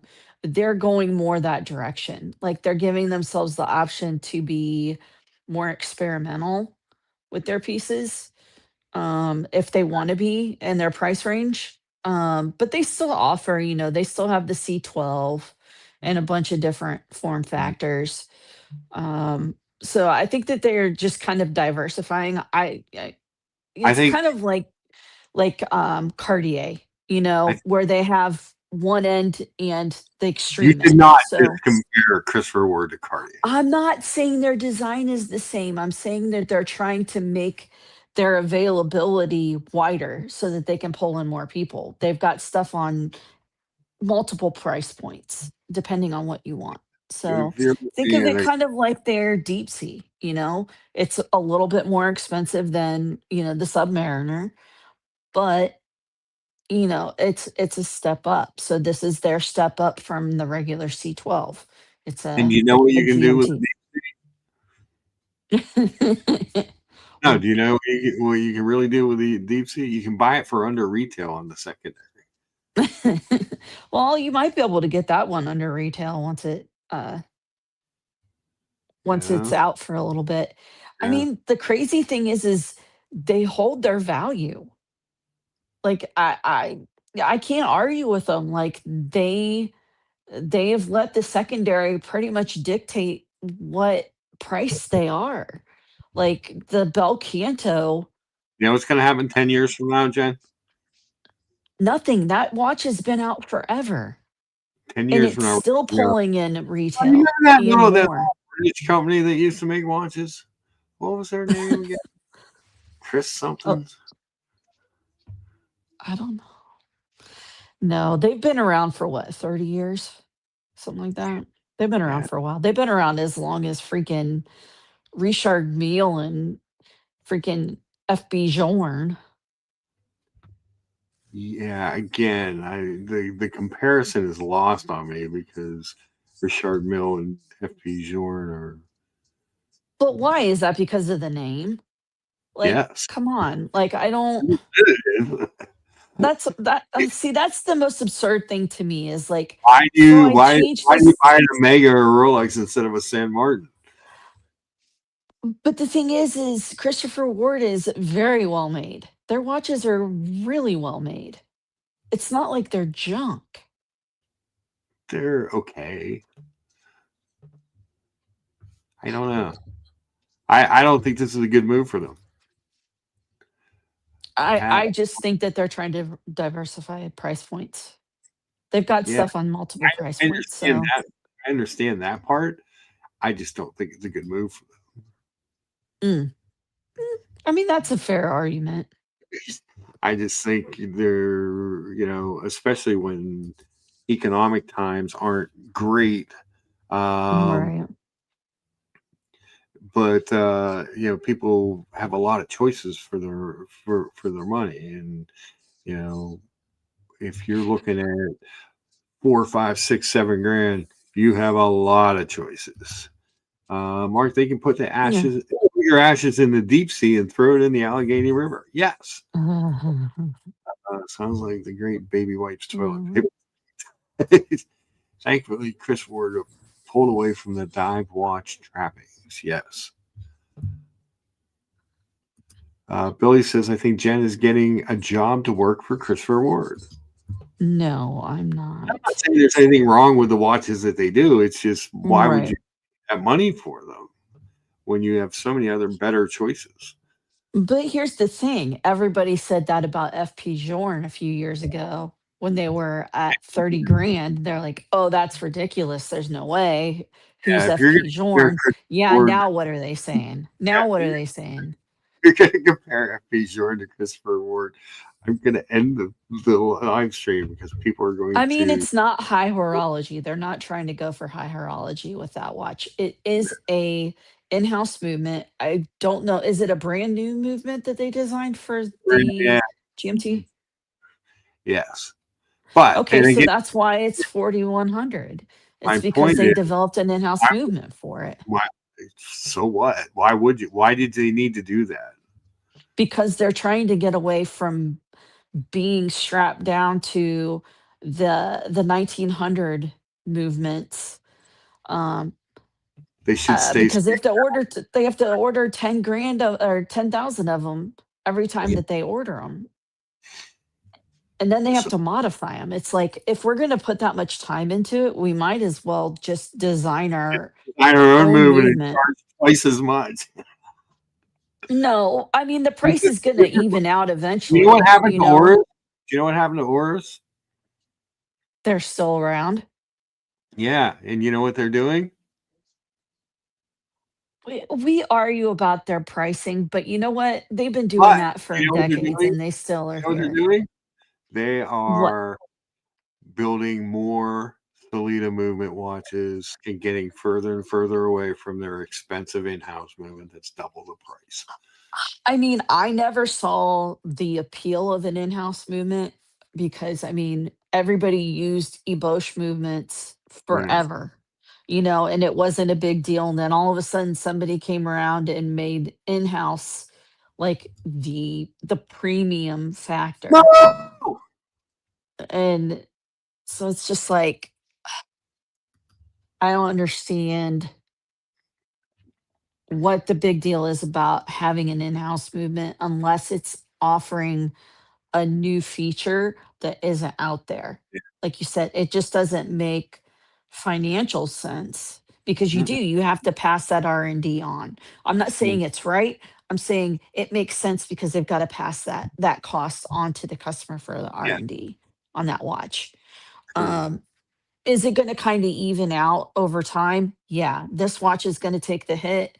The other ones are probably not gonna take as much of a hit, that they start putting that movement in. They'll start, trickling that down into other lines.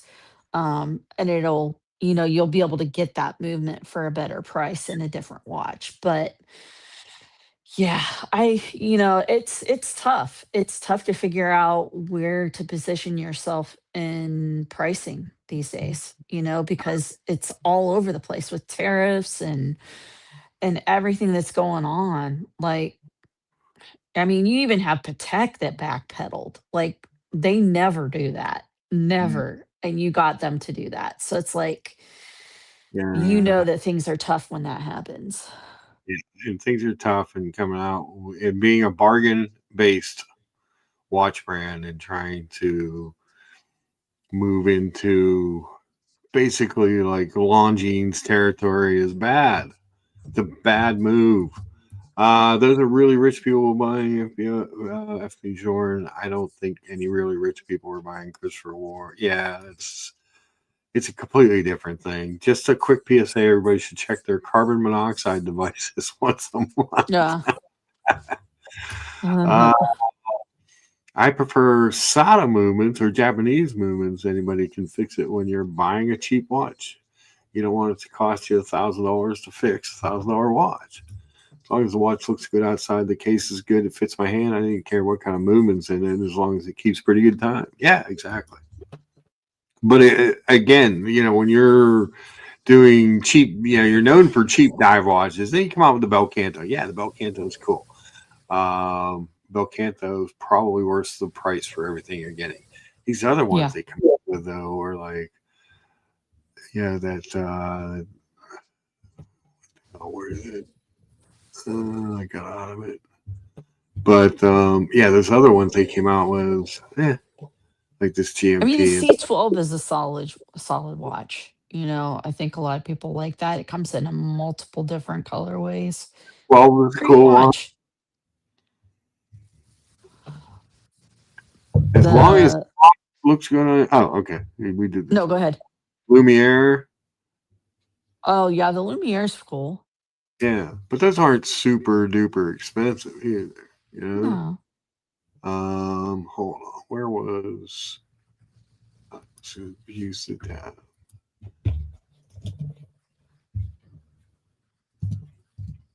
Christopher Ward. Let's go back over to the Red Devils again. So yeah, 41.35 for that on a bracelet just makes my Sure. There you go. makes my head hurt. But this Oh, and they're going to raise the price. yeah, they're coming out. They're already telling you got price increases coming. So this Loco thing, I mean, Yeah. it's cool looking, I guess. I mean, if you don't want to spend Moser money, but it's still, what is this thing? $5,000 or something? Yeah, it's 5 grand.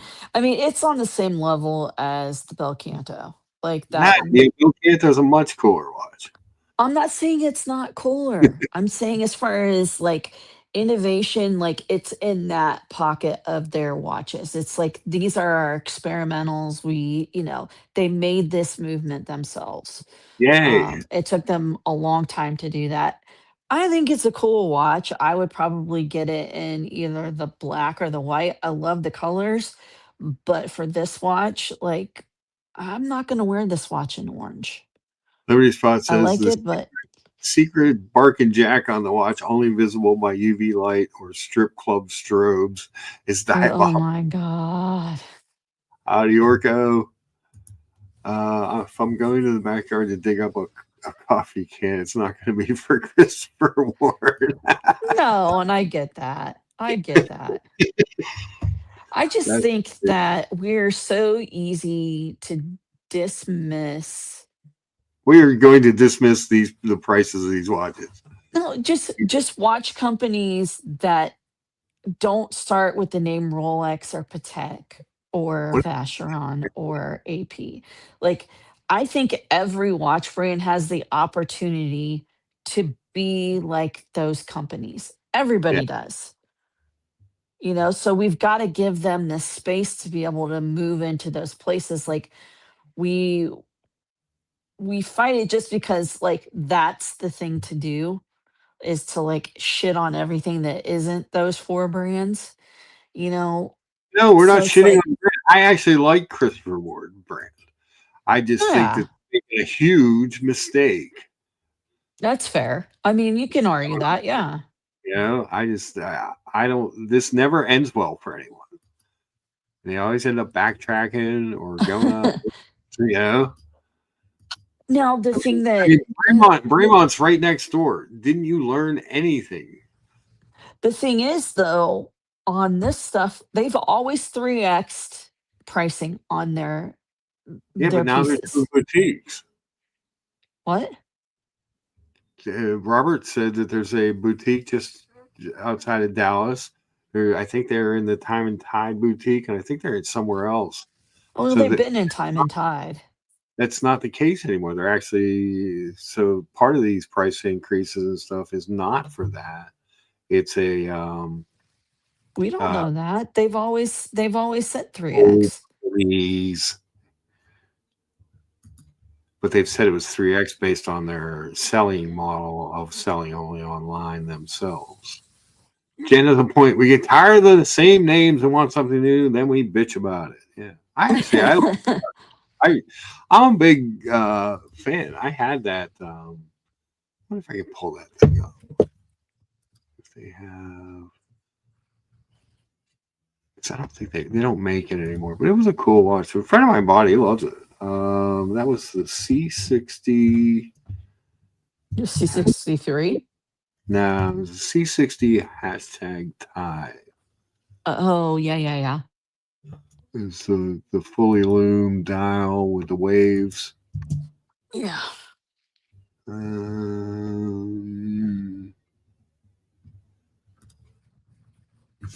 There it is. It was that one. That was a cool Yeah. watch. Had a really nice bracelet for the price Yeah. point. I want to say this watch when I bought it was like 12, yeah, 12.25. Yeah, exactly what it was. Okay. On the bracelet. I think it came with a strap too, Okay. like That would make sense. from old ocean, yeah, shit, garbage they pulled out of Like the ocean. plastic, yeah. But Microplastics. yeah, but this whole bezel loomed, and it loomed in that wave pattern because of the dark and light, and then you could Yeah. also it was sort of transparent, so you could see through the front of the watch. The back had a big did not have an open case back because it had the Yeah, it's blue, got the closed case back, yeah. but it had the hashtag Tide logo on the back in Oh, right, right, right. blue, which was kind of cool. That was a cool watch. I've owned a Yeah. picture. I don't diss on. I always say that if I wanted, if I was ever thinking about getting another PRX, I would get a 12 instead. Well, we These have were to remember, and not including Christopher Ward in this, but let's take Grand Seiko for instance, and Seiko. We have to remember that Switzerland is pissed because Japan made such good watches that they dominated all the awards to the point where they just stopped having the shows because Japan did such a good job. yeah, nobody buys those watches.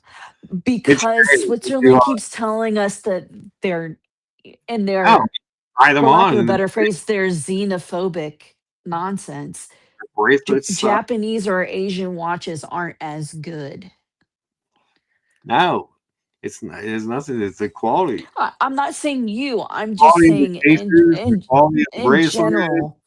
No, I think In you're g- wrong because they're a darling of the YouTube watch people. Whoops, we lost Jen. Jen. Oh, now I'm arguing with myself. Yeah, I don't think Grand Seiko is. Oh, she's back. Is she back? Yep. Yeah, There you go. I bumped my button by accident. Sorry. Button bumper. I think Uh Seiko only exists in any way because of people, influencers, and these are people who are traditionally Swiss watch people that are influencers. But I you've think got to that remember though, like we're talking about a small group of people that are talking They about are small, Grand and they Seiko. like small Gr- watches. It gr- makes it easy. Grand Seikos are not small. They have 40 millimeter and above watches. Come on now. They catch some heat for that too. I was Um, watching Rip Pierce's latest video. She cannot do a video without somehow slipping in there, the trend of smaller watches. I'm like, mhm. shut up, Britt. I love you, Britt, but Yep. please just stop it. Stop I trying to mean, speak it we into have to look we have to look at the wider market, Lucha. Okay, you, me, lots of YouTubers, we know about Grand Seiko. We've handled Grand Seiko. We think that they're great because they no, are. no. First of all, Yes. Oh, come on. Come on. Grand Seiko makes beautiful watches. I could yeah, but go buy another the bracelet. I'm name not going to kill a watch because of that. the name Come is on. horrid, and the Oh, bracelet stop. name. The bracelets, it's like they're like, "Hey, Seiko, can we borrow some bracelets?" Oh, stop. Makes me You can think always someone would buy use another Seiko bracelets. bracelet. Give me a break. Yeah, if I have to buy another bracelet to make me like the watch, Um, that's an if issue. you're spending 9 grand, a bracelet isn't any different. It's like putting new wheels on a brand new car. You always God, I wouldn't change the do that. shoes. You make it Uh, your own. I have my grandfather's Seiko with a 7/8 quartz movement that was built to last. Almost Yep. 40 years old and still runs well. Yeah, absolutely. This watch run forever. Yeah, Yep. I Yep. love a lot of Japanese brands. I don't there's even a Grand Seiko that I would consider buying, that GMT Evolution 9. I think that's a Yeah. great watch. Yep. But the bracelet on it stinks. I've tried it on 3 times. Every time I'm like, this clasp is terrible. This bracelet sucks. Like, why would you do that to a $9,000 watch? I don't understand it either because they're such perfectionists about everything. Like why their bracelet wouldn't be the silkiest, the smoothest, the You nicest would think, wearing yeah, bracelet ever. Like that's the yeah. thing that always blows my mind is these like the spring drive has been out for quite a while, you know. Mhm. Why aren't they upgrading that bracelet and making that bracelet better? Yes, you've dominated the movements. Like you have Yeah, the most accurate movement in the world right now.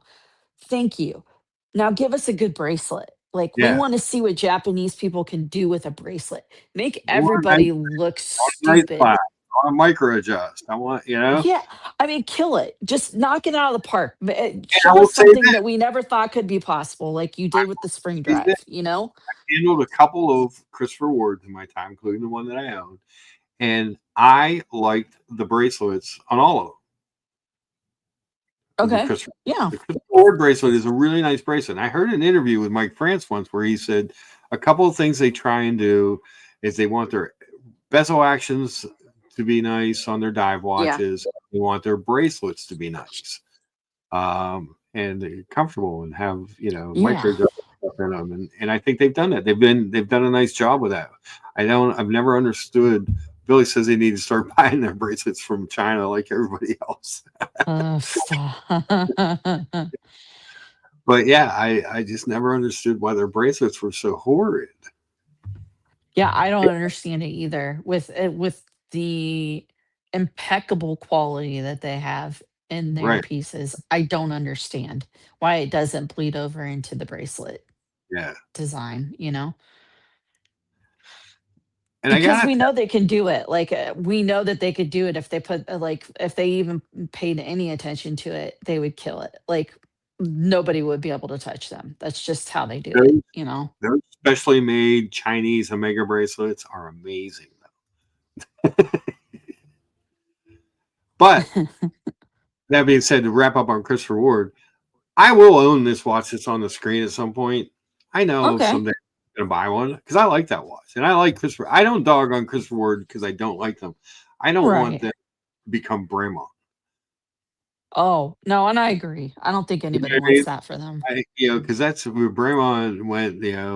Well, they kind of lied about their movements, got caught, and then started making their own movements and upscaled all their pricing and everything, and then Mhm. had to keep rebranding and doing all this stuff to and they just lost their way.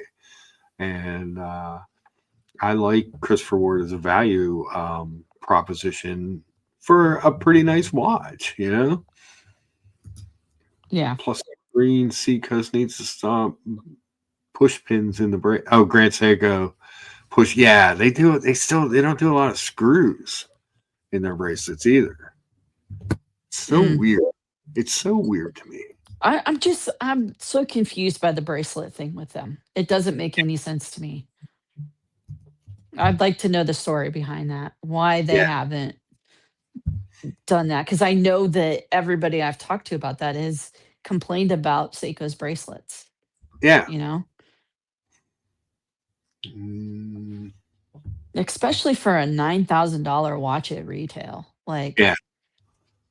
Oh God, shut up. and they are stunning. Like, their watches are stunning. Yeah, beautiful. I mean, they always talk about the Zaratu polishing and stuff. I mean, I Mhm. don't. When I look at one, yeah, the polishing's nice, but you know what? The polishing on this thing's nice too. Um, Mhm. I don't really see much. That is a horrible watch. That Oh, 10-inch ring. yeah, that is ugly. That's not my favorite. Now, You that's do. a very good, the beige is a very good, Yeah. option instead of the beige climber. So my favorite collection is the Evolution 9 collection. I like the cases and stuff. And I like this. I got seriously, these watchmakers. They need to take a lesson from Tag.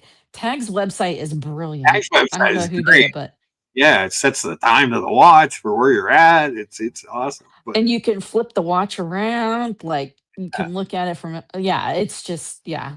Guys, just hire whoever did theirs and just have them redo your website. It'll make your yeah, life better. I mean, how many weird clicks do I have to make to pull this watch up? It's so bad. So this is Okay. the GMT that I always like. Kind of has a little bit Mhm, of or two vibes. mhm.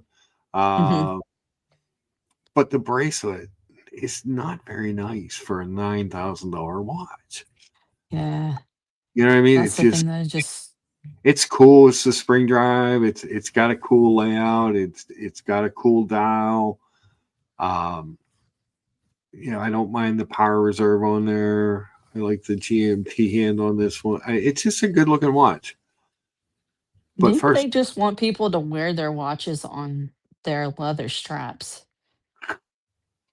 that's ridiculous. Maybe they think it's beneath them to have people wear their watches on a bracelet. Like, it That's just doesn't suit their brand. Like, yeah. they want the polished businessman, so they want the leather strap and, you know, Nobody yeah, I dresses. don't know. Even the businessmen don't dress that way anymore. I know. It but in their culture, they do. So, So, you gotta remember, they're going off of what they see. yeah, but they need to go off what they can sell. They don't.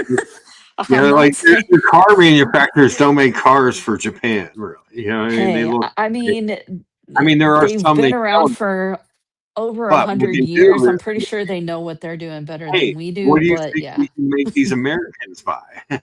I know, right? Oh, yeah. I mean, I still think that there are small Japanese cameras hidden in every Honda, and they Yeah, just laugh at us when we try to get our hands in there. They yeah. say, "Ha, you stupid fat American, you can't get your big hand in there." Get that hand out of there. Yeah, but the dial on this thing is amazing, and when you see it in person, well, we saw it at Teddy's. They had it in the case. Yeah, Uh, it's just a beautiful watch. It really is, yeah. and the bracelet doesn't look bad, but once you feel Right, it, get right. on, like, it's so disappointing. And the dial, Is it the clasp itself that's the issue, or is it actually the links that there's a problem with too when it's wearing it? both. It's Really? both. Yeah, it just doesn't feel good. Huh.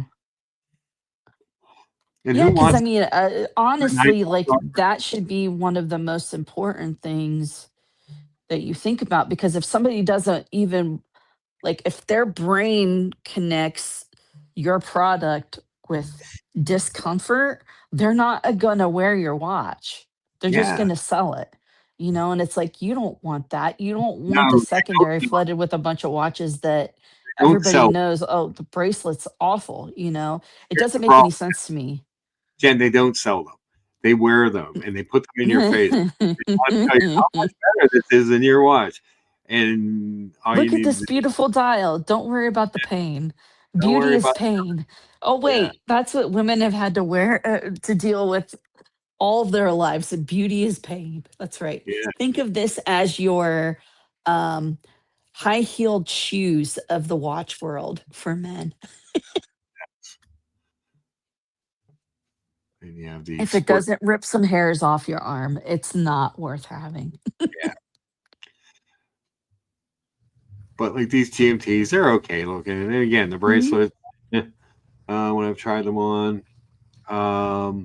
But then they make stuff like this. Like why would anybody like that's a $17,000 watch? Yeah, I don't get that one. Get this at all. If I'm gonna pay 17 grand, I'm gonna jump to Creedor. I'm not gonna stay with Grand Seiko. Um, yeah, if I'm gonna spend 17 grand, there better be some gold in that watch. Yeah. Um, I'm curious, have you tried on any Creedors at all? never. I Have live in. you talked to anybody about how they wear at all? I think you may be the first person to mention Creedor on my live stream in 3.5 years. Because I think you'd be curious to see the difference in like bracelets on I'm between the sure, Grand Seiko and the Creedor. I'm sure they're better. It's CRE, right? Or the KRE. I think so, yeah. Ooh. Creedor watches. So CREDOR. There you go. Let's go over to the Creedor website because these are beautiful. They make beautiful Oh stuff. Every gosh. picture Yeah. one or a video, I've always been like, damn, is there some of them Yeah. nice, some are ugly. They're Your just they're locomotive is just terrible with the way that well, integrates. that's a Gerald Genta design. Well, he should stop. He did. He's dead. You can blame his wife for that one. Oh, And his that's daughter. just. I mean, the watch itself isn't bad looking, but the way that they Right. unintegrated the bracelet is nasty. Like these That match. Oh, jeez, come yeah, on. the white porcelain with the blue, such a nice watch. Yeah, these are beautiful watches. Yeah. Beautiful. Yeah, the movements are pointed beautifully. They're good looking. I mean, these are just kind of straight plain dress watches, but Right. this is They're just so well done. Yeah. yeah. Yeah. So let's see. No prices. I think that watch is like 20 grand. Yeah. And it's It's hard got to get. I think it's a limited edition too, or something like that. cool logs. It's a nice, very Yeah. basic plain watch, but yeah, they're great.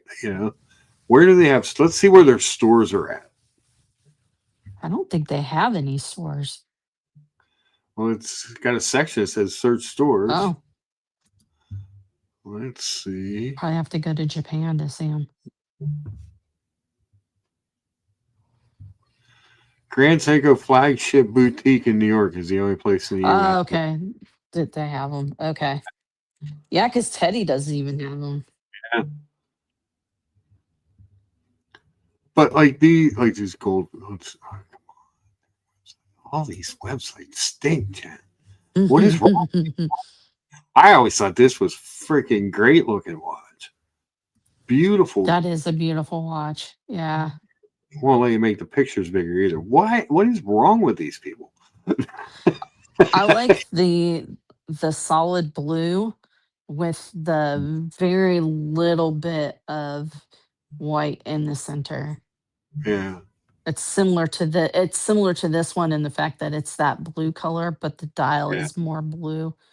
But I mean, how they do that is insane. Like it takes them hundreds of hours to do those dials. Yeah, I can imagine, and they're beautiful. Again, I don't Oh know. yeah. To me, it's worth the price, but they're beautiful watches, and I would imagine Right. that anything that they have on a bracelet is better. This, which they don't do much bracelet, they do more dress Yeah. watch. There's the green. That's the locomotive Hate that's in the it, green hate it.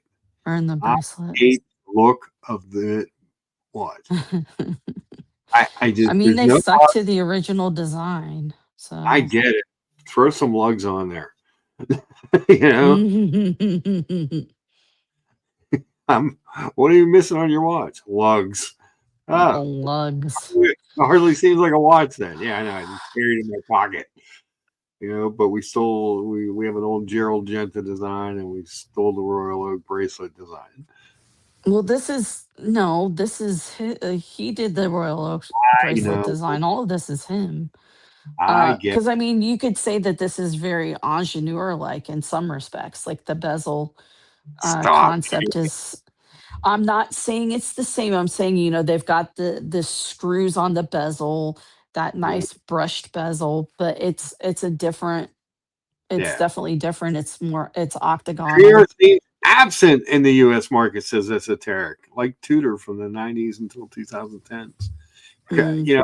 funny when I talk to my friends that have Tudor, aside from Teddy, he seemed to have a little Tudor action. Either everyone's saying that they're just not website by Joma Shop. Yeah, selling a lot of Tudors.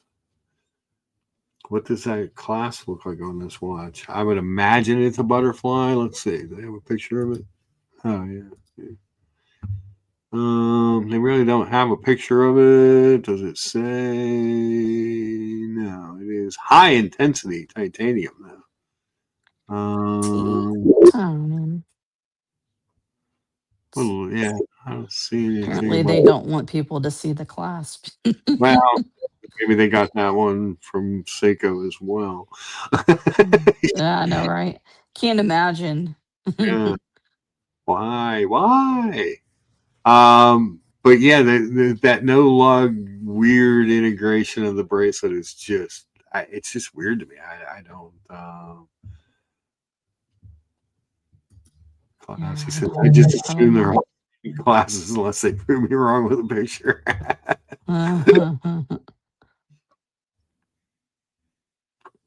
But yeah, I don't. Yeah, that's not a very attractive watch. Um, there was something I wanted But to look. again, you see with Creedor, which is their high end line, most of their watches have a leather strap. Maybe they think that, you know, the stainless steel or metal bracelet is in their society is like a sign of lower class, maybe. And I they're don't. going for like, businessman, that kind of thing. Because Mm. you see almost all of them have a leather strap with no bracelet option, which Oh man, is odd they ought considering. to have some people in watch shops talking to watch buyers about what they like. I know. I know. I mean that's a big assumption these days. Oh, I saw this. I thought it was small, but I thought it was cool. Hold on. Okay. This is one of those brands. What is going on? There we go. RZE. Okay. They're just a small micro brand, but they make cool Right. watches. They do a lot of tegimented stuff, and I guess this is their new pilot's watch. I think this is small though. I want to say this was like a 37 or so. This is the Type A Resolute. So the Resolute is one Okay. of the field watch lines. Okay. Uh, surface hardened titanium tool watches. Yeah. Outdoor adventure. Where's my size? Somebody tell me the size of this dang thing. It should be down at the bottom. They should have specs, Yeah. probably, like they do on monochrome. But they sign their crowns. The back's kind of different Yeah. looking. They do a lot of colors on their stuff. Right.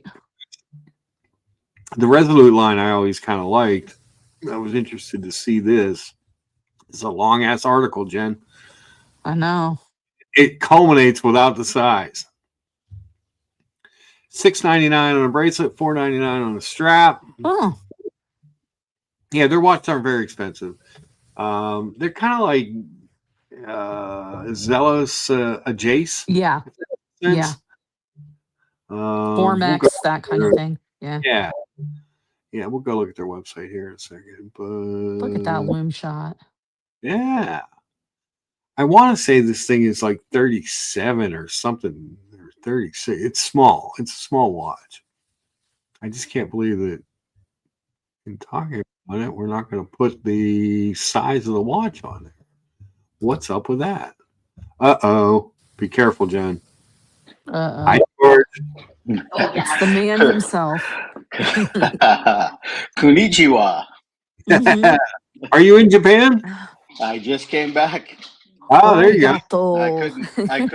I couldn't resist the conversation about Creedor because I actually tried one on.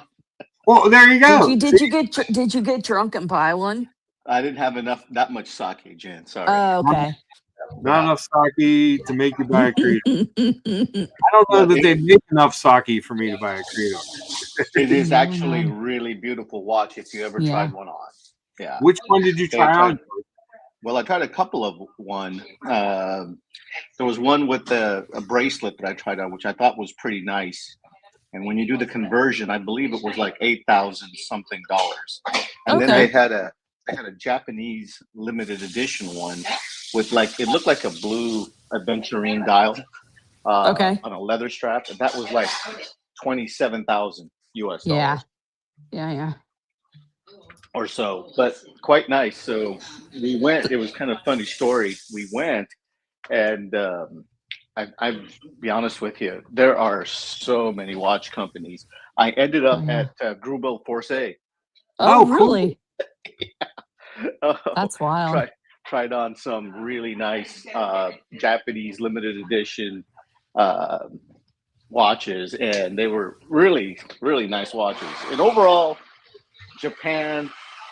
Excuse me, I'm making a second cup of coffee to wake up, or at least stay awake. But Japan is definitely worth going to if you have the time.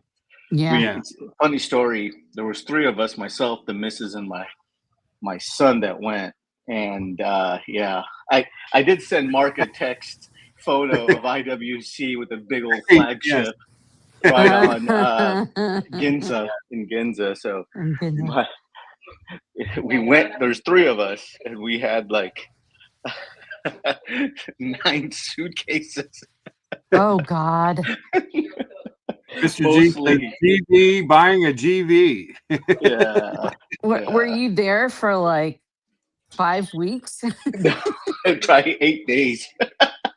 I know. Y'all are like traveling like the old days when you had the steamer trunks and everything. Oh God, it's like when you travel, it's kind of funny because the missus usually goes with empty suitcases and then comes back with it usually really full of stuff. Of course. So yes, exactly. So smart woman. yeah. So she was like saying, "Oh, Japan's great for shopping. The currency's Oh, God, yeah. low, et cetera, et cetera." I'm like, "Oh God, here we go." So we go up to Delta, and the lady looked at us, and she's like, 9 suitcases for 3 of you for 8 days. I go, "Don't ask me. It's empty. 6 of them are empty." For now. Then coming back, you're like, now remember, we have to pay for weight here. Well, yes and no. It was basically we flew on that's Delta right. 1. Yeah, you're super special VIP. Yes. Yeah. So it was kind of hilarious because they're like, "Okay, we'll, no issues, Of course, go in." Yeah. So Yeah. the one thing is, I did not know this, but certain cities in the United States have, like they have the Delta Lounge, Right. right? Okay, well, if you travel internationally, there's a lounge called the Delta One Lounge. Okay. Ooh, Yeah, and That's it is basic. I'm sorry, Mark. that sounds fancier. It Yeah, is. It's the lounge inside the lounge. It's a that's special right. glass box that they put people in. Yeah, and it is amazing drinks, amazing food. It's like all like curated by like three-star chefs, four-star Oh chefs. God. Unbelievable service. For every one customer, there's like two like waiters or waitresses. Oh wow. It's absolute. I'm sorry, two customers. There's like one waiter or Yeah. waitress. It was just unreal. I mean, I've never experienced anything like that in my life. So if you ever get a chance, go ahead and try that. I mean, it's unbelievable. But to make a long story short, we ended up staying in. I never can say this right, but it's called Roppongi, which is Okay. kind of like the central district for Tokyo. So it's access to everything. And we went to Shibuya, went to Ginza. Now Ginza is like pretty much the high end shopping that you want to Mhm. see, But you go into this. My wife found this department store, and I don't know if I'm pronouncing it correctly or not, but it's called Isteman, Isteman, Okay. and it's basically, I've never seen anything quite like this, Jen. It is basically South Coast Plaza, which has all the high end luxury stores Yeah. in the Mhm. department store itself. Oh, wow. Okay. So it's kind of like store in store type Yeah, situation. I've never seen anything like this. That's Wow. wild. It's like 8 stories, and each floor is like designer brands from Okay. they had Goyard, Brunello Cucinelli, you name it, watches. I mean, the watches they had, everything you could imagine, including Richard Mille. Oh wow. Yeah. I've never in my life, you could spend an entire day in the store and still not go through half of it. Wow. Oh, What wow. watch? Two separate buildings. What watch did you But wear in Japan? believe it or not, I just wore a Tudor. A There you Tudor. go. Yeah. Yeah, just my salmon color Tudor. Yeah, that was about it. Nice. Yeah, so it was kind of an interesting trip, and I'll definitely want to go back to Japan. I want to Yeah. travel some more, and we went on the Yeah. bullet train, which is a I must-do saw that Okay. thing. picture. Oh yeah, unbelievable. You're doing 180 miles an hour, and you're not even moving an inch off the tracks. That's how good it was. Nice. Mm, what a trip, but it's grueling and tiring watching my wife shop.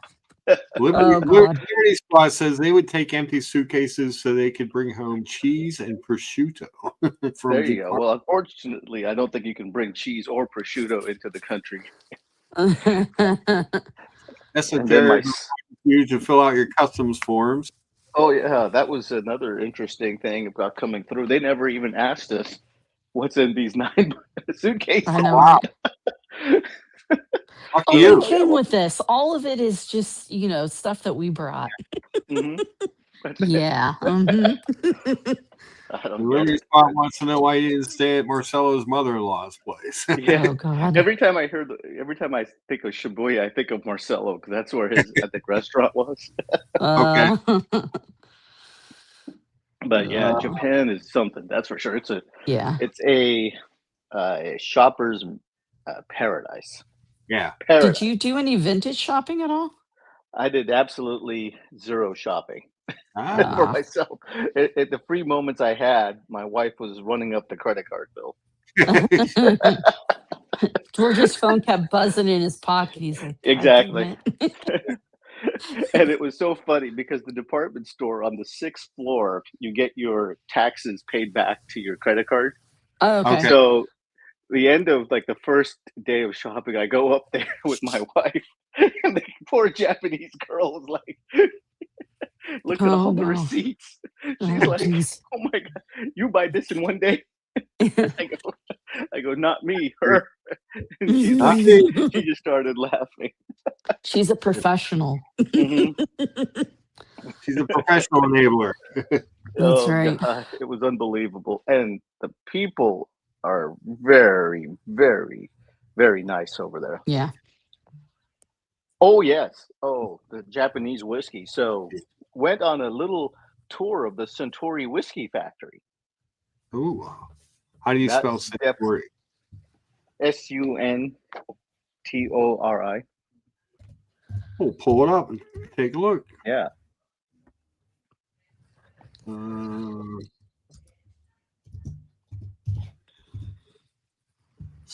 Suntory factory tour. There you go.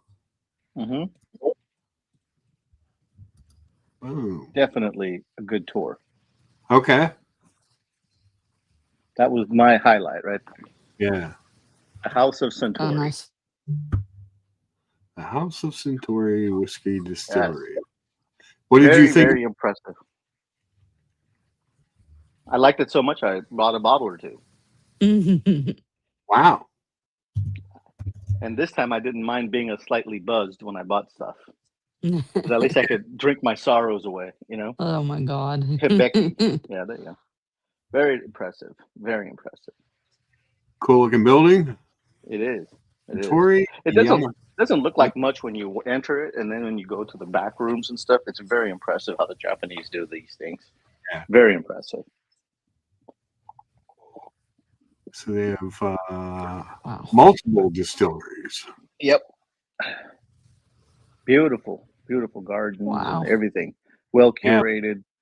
Looks There was amazing. like some vintage stuff you could buy for, I don't know, Holy crap. $750,000 and up. You know, I'm like, Gee, I think I'm not going to bring home a $750,000 we bottle of need whiskey. I'll No just we- settle. Pappy Van Winkle for you. No, I'll just settle for the Costco Suntory whiskey brand. Sorry. But yeah, Yeah. just gorgeous. great time. Great time. Yeah. It's actually the water that makes it so good, and supposedly it comes from like the water that was like a little spring up in Mount Fuji that they access, you know, and Okay. yeah, and supposedly that's what makes it taste so good. So All right. Well, I'll like, go with that. okay. Where's Cal D when we need him to do a review? I know, Well, right? you know, the funny thing is I was doing some shopping and I texted Kyle D some photos of which, Oh, did you? yes, which brand sport jacket I should be buying, and he gave me a good recommendation. Very Nice. cool. Now, were the cherry blossoms out yet? Just about to get started. Okay, I was Ah, gonna say it's soon. So we were, and I'm not trying to, you know, overtly brag or anything like that, but we were at the Ritz-Carlton in Okay. Tokyo, and like from our view, we were on the 52nd floor, and from our view, you could see the buds of the flowers at the base of Mount Fuji, actually. Oh, wow. Yeah, which was That's pretty cool. nice. But it was just starting to bud, and it's like, what's the big deal? I have 2 cherry trees outside my house. You know, I see this every spring. I guess that- Yes. But Yeah. a lot of tourists, a lot of Yeah. people. Just like I went to, what is it, Shingutsu Station, and I did not know this, but it's 4 million people pass through that station per day, Oh, Holy- wow. and it's the most busiest station in the world, even more than like anything in New York City. Unbelievable. Yeah. And then there's like this Shingitsu crossing, which is like the mass movement of people across the street. It's unreal. Okay. So you go up on like one of the taller buildings, and when the signal turns green, you'll see this people moving diagonally and Oh, yeah. I side think to I've side. seen that. Yeah. Yeah, definitely worth seeing. Massive humanity. Yeah. Yeah, it's the intersection that they drift through in Tokyo Exact- Drift. Yep. I don't know I think how they that's it. shut that down to do that, but they somehow Yeah. did. We are 4 No. upvotes away from 30, and Esoteric reminds us if you don't upvote, you may be doomed to an eternity shackled in Seiko bracelets. And the thing about Seiko was, when I was there, Grand Seiko has their own store. So does Seiko. They have their own Mhm. Geeks. their own 4-story authorized dealer. It's unbelievable. Wow. And the people are waiting outside to get in, and I'm like, what's this line for? I come around the corner, I see this huge line, and then I look, and it's like for Seiko's. Oh wow. Yeah. Awesome experience. Definitely, like, my wife came back home yesterday. We came back late last night, and she's like, "Oh, definitely got to go back to Japan." Yeah. Yeah. I'm like, "Okay, not next week or next month, that's for sure." I I gotta gotta pay the visit Lucha first. exactly. That's coming in June most likely, Nice. and then again probably in. I'll be coming to Philly more times than you wanted, than I want to stay in Lucha. So. But yeah, it was a great trip overall. I mean, Delta does a good job. Yeah. The Ritz is the Ritz. And Yeah.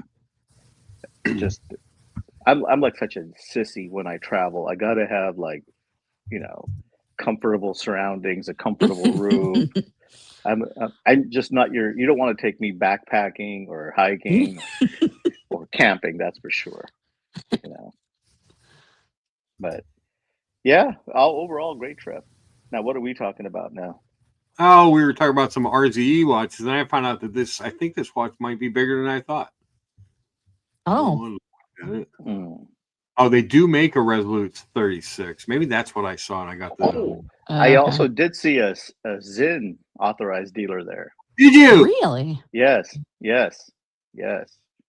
That would be. Johnny That O, would be- the flight from the West Coast from Seattle over to, we went to Haneda, was roughly, we had some crosswinds and everything else, was roughly about 9 hours and 40 minutes. And coming back, it was like really quick. It felt like it was like about 8.5 hours. Yeah, because you're catching the jet stream. Yep. It's shorter. Yeah, it's usually shorter coming back. Yep. And I tell you what, nothing feels as good as the ability to sleep on a plane, lie flat. Oh. Absolutely. Makes your vacation so much more tolerable than when your back isn't broken. Yes. Yeah. Philly next. Philly's George. next.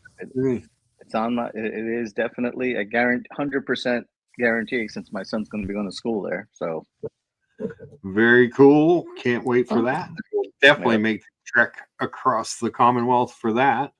Yep. Oh my God. Philadelphia. Like two of my favorite people, George and Mr. G at the same time. Yeah. I'll be hanging out with the G's.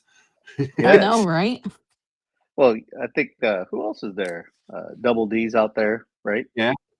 Yep. All of you guys. Lucky Bastard Tony. Bastard. Kevin. Yeah. I haven't seen Kevin in forever. I haven't been on a Who's and What's It in forever either. I haven't seen Kevin in a long time. Hope he's doing okay. Yeah, me too. Kevin's a good dude. Yep. But yeah, Mark, you should definitely head out there. I didn't see many Dodges over there, No. Or Jeeps. Not a lot of Jeeps in Japan. No. The land of Toyota. Didn't even see many Hondas or Really? Suzukis or what is it? Not Suzukis, Subarus. Mostly Toyotas and Lexus. Yeah. Yep. Big Toyota town. Big. Man. But I like this trip. Yeah, it was an awesome trip actually. It's definitely the food scene is actually very popular over there, Yeah. Very popular food scene. Have you seen this $10,000 Toyota they're talking about selling in America now? No. What is it? Let me see if I can find it.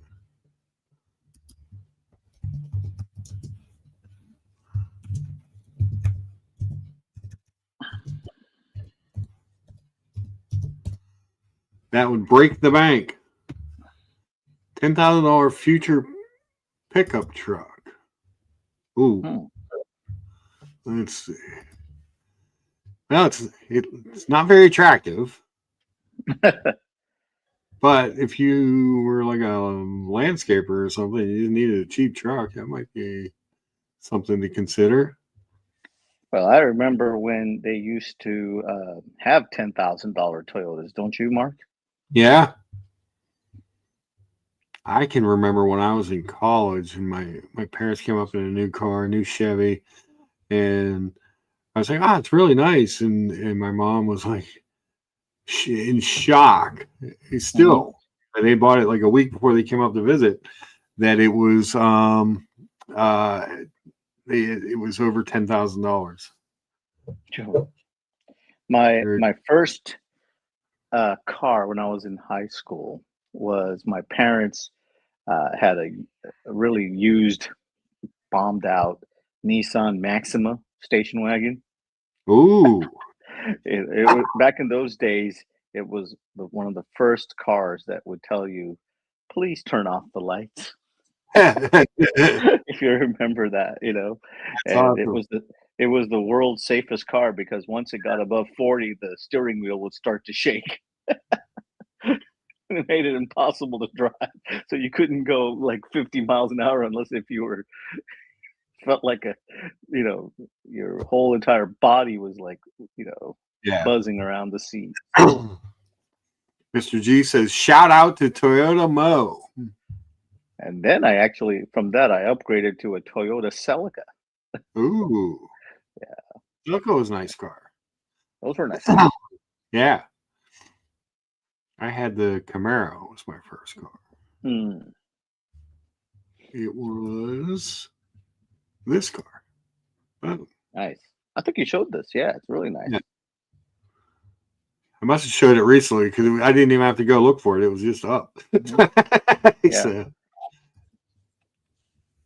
Yep. Esoteric will take 2 at 10 grand. I think it's supposed to be a base, and then you can plug and play add options. Yeah. The funny thing was, I saw some taxi cabs in Tokyo. It looked like vintage Monte Carlos, but they were Toyotas. Oh. I don't know what the make was of it, but it was like they look really vintage. I don't know. Oh, yeah.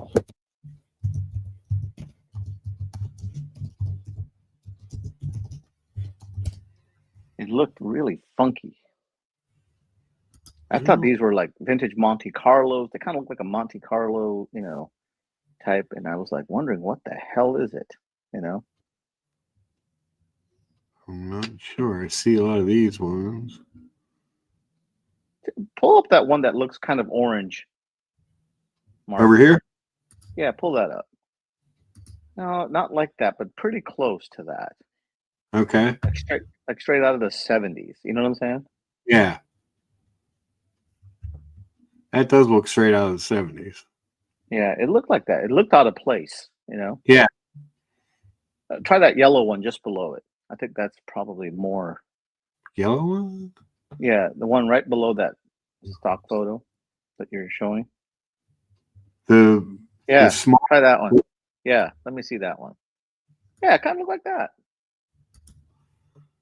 The unexpected taxi rule every Japanese, every tourist should know in Japan. Huh. Yeah, I didn't know what that was, but yeah, you said it's labeled a Toyota though. I think it's a Toyota. Okay. I don't know what it was, but it's really interesting.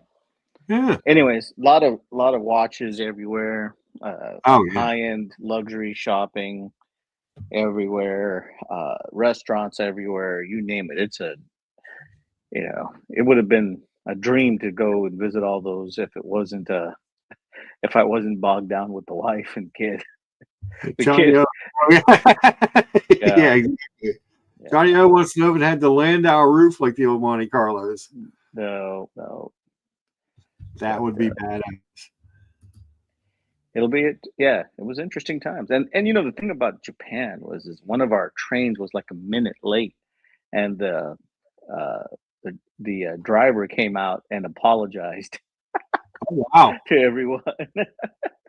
He came down and bowed and everything, and I was like, "Oh, it's okay. One minute, it's nothing in America." Yeah. It's not us, buddy. Uh, and the funny thing I found the most intriguing thing was is there's no trash cans, so you literally have to carry your trash with you to your home.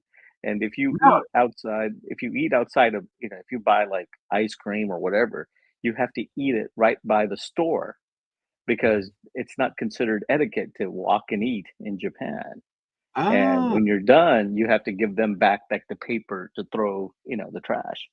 yeah. So if you go to Japan, you'll never see people walking around with coffee cups, Yeah. sipping coffee. I mean, you see occasionally, but not like US. Yeah. That's cool. I had no Yeah. idea. Well, I guess this talk of Japan dropped Jen off the screen. Sorry, Yeah. Mark. She was having issues. She was on her phone and she was having Oh, some issues here and there. So we'll see. It's also, we're going on 3 hours. So it's been yeah. quite the show. I started off And not that's feeling great this morning. and that's another thing. It's like 14-hour difference between the West Coast of the United States and Japan. I've never experienced 14-hour difference. That's a big difference. That is huge difference. When I went to India, it wasn't that much. How did you feel like when you got there? Did it take you a while to adjust to the? Actually, it didn't take us too long. Like I said, the key is to like good night's rest on the flight. Yeah. And if you can get some good sleep and like lie back, you feel rejuvenated. So it wasn't bad. Yeah, overall, really good trip. But it was the Well, you should have like I still can't get over that the lady at the Delta counter in Seattle. She was like stunned when we rolled up at 9 suitcases, and she grabbed the first one, and she thought this would be heavy. She grabbed it, pulled it out, and she almost flipped back because there was nothing in it. There's nothing in it. That's great. And she's like, "This weighs like 2 pounds." I go, "Yeah, that's mostly the lock and the keychain." Yeah. It's Oh, mostly. oh God, I should have videotaped that. It would have been hilarious. That would be great. Oh God. And then the No, unpacking. Oh my God. no, I don't think the Celtics are going to make it. No, I hope Sorry. not. Yeah. But either way, it's interesting. Love It it. sounds like a great trip, though. Great trip. Great trip. Yeah, it was actually my son's graduation Oh, trip, okay. and so we kind of waited until he got all of his mission stuff all Yeah. cleared up. So got that done. Now the next big trip is out to your neck of the woods over there in Philly. So that'll No, be coming. And then most likely you'll be sick and tired of seeing me as I fly into Philly. never, George, never. Mm. But yeah, it was a great time, and the weather was really not too bad, except for the last day, which was Yeah. raining. But otherwise, it was pretty nice, pretty Pretty nice. nice. And everywhere, like you don't really need a taxi. They're so easy. Their subway systems are so easy to understand, even if it's in Japanese. Uh-huh. It's all by color, and it's like it tells you where Oh, to go, and very easy to get around. New York is confusing. Yeah, I know. Oh, Anyways, but well, anything new or exciting in the watch community over the last 8-9 days since I've been away? I think the only really, I mean, I got my deep sea, and Yep, then that was before I left. yeah, and then let's see. Let me get out of that so I don't accidentally dock someone. Let's see, where is Liberty Spot picked this up. I don't know if you saw this or not, but I think this is a stunning solid gold Sky Dweller. Whoa, he's been talking about this for a while. Yeah, he finally pulled the trigger on it. It's good Good looking. for him. It is. Yeah, what I said. And it looks like it looks really good on his wrist too. Yeah, it does. It really does. It's hard to go wrong with a solid gold watch with a black dial. You know what I mean? In general, but Yeah. that one's kind of cool because you It is. really rarely see it. Like Yep. the side angle where he's smoking the cigar is kind of cool. Oh yeah, really nice. Yeah. Good job by him. Yeah. Was it Congrats. new or was it from the grave? Yeah. I think this was new. I think. Oh wow, Yeah. that's an expensive watch. Yeah. I got offered the green dial yellow gold on Oyster Flex, and I think Yeah. I think it was like $49,000 or $50,000, and I'm like, that's a little Oh, top heavy for an Oyster Flex, you know? I can see that. Yeah, it's a little pricey for 51,000, but this is if it came with a bracelet like that, I probably would have Yeah. bought it. Yeah. I like the Sky Dweller. I've always been a fan of the Sky Dweller. Rolex's most complicated watch. Yep, I had one actually. I had the white gold, the white stainless steel with the blue dot. Okay. Nice one. Gotcha. But after a while, get tired of that too. Oh, Sorry about that. I got a FaceTime call that I had to take. So Oh, yeah, but I what are did we see a talking Christopher about? Ward. I did see a Christopher Ward Yeah. authorized dealer there too. So Oh, they have wow. everything, Yeah. vintage stuff, everything there. But the problem with a lot of this stuff is I'm not a vintage person, so I don't know Yeah. much about it. So Same here. I don't know enough Yeah. about it. I know just enough to fuck something up. Yeah. yeah, me too. Bad decision. Yeah. Oh, we also, George, you missed Happy 316 Day. Oh, it's Stone Cold's birthday. No, 316. He always said Austin's Yes. 316 says I Austin just 316. kicked your ass. Yeah. Gotta love some 316 Day. Heck yeah. Heck yeah.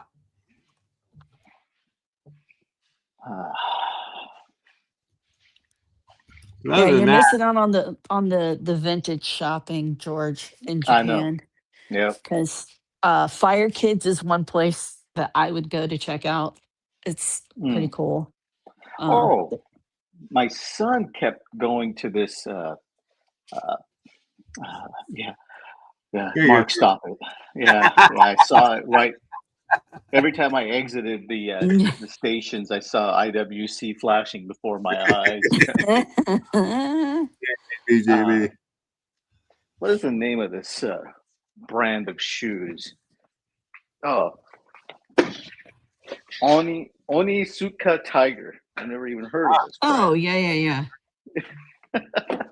So my son ended up buying like 4 or 5 pairs. His buddies all wanted like 2 or 3 pairs, and I'm like, well, that goes one. Well, that's one entire suitcase. Yeah. suitcase full of shoes, And how do I explain this one in customs? I know, right? Speaking of fantastic shoes, Sean, the best dressed man, dropping in to say good day. Gotta go. Enjoy a fantastic rest of your Sunday. Cheers. Hey, Sean. Cheers, Appreciate Sean. you stopping by. You too, Sean. Yeah, that's crazy. The shoes. People love the shoes. It was unbelievable. Every store we went into was like jam packed with it. Oh, yeah. Every store. I could not believe it. And then there's like this. I don't understand any of this stuff, but there's a clothing line called BAPE, BAPE. Mm-hmm. Bathing Ape. Yep. I don't know what the hell all this is, but walk in there, whole bunch of like 20 to 24-year-olds running around, and each shirt is like $160 to $300, and I'm like, for this? Yeah. Oh, So yeah. Well, so Nigo is a designer and he started Bathing Ape Okay. and he sold Bathing Ape. He owns Human Made now. Oh, okay. He's kind of partners with Pharrell. Oh, Um, okay. Williams.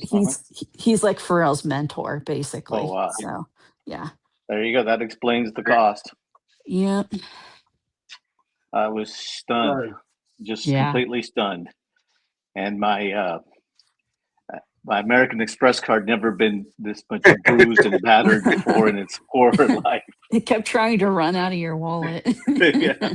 He was like, please, not again. It hurts. You just heard voices screaming as you pulled it out. God. I just remember the lady at the Global Blue I know, refund right? center's That's face. so funny. She's like, "Oh, you've been You bought busy. all of this? You've been busy."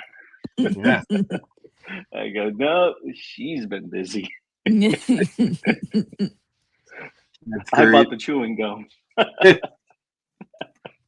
Oh God. You said, I'm gonna have to clean some more teeth. Yes, exactly. Oh God. Yeah, you'll have that. So it was all a good trip. The food is excellent, Yeah. authentic Japanese food. We had just about everything. That's the only thing my son was really interested in, other than the clothes and the shoes, was Yeah. the food, and it was like, oh my God. Man, I could fuck up some ramen right now. Well, Oh, yeah, God. I was gonna Ramen say was the crazy. Yeah. the Oh ramen, my the God. sushi, and the beef. Oh, Like, oh. this the thing We when I had think we Japanese we cuisine. had Wagyu, we had Kobe, we had eel, Nice. we had sushi, we had ramen, we had you name it, we've experienced it. Very cool. Unbelievable. Well, that's Unbelievable. one of the things when you go abroad. I mean, is I've been with people who are like want to find the nearest McDonald's, but I'm like, no, I want to experience the culture and what they have here. What's different, what makes this different here. hmm Yeah. And like I said,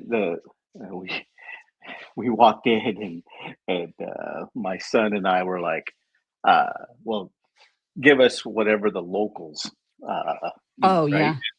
And all of a sudden, they started bringing us all these different types of food, and we're just like, Oh, yeah. it was Oh, yeah. awesome, just You Yeah. awesome. tell them that, they're like, they love you because it's like, no, I don't want to eat normal stuff. I want to experience this. And it's like if you go to like any Chinese restaurant here and Chinese food and you say, hmm I want this, they start bringing you out all the Right? special stuff that nobody else gets because they know you appreciate it.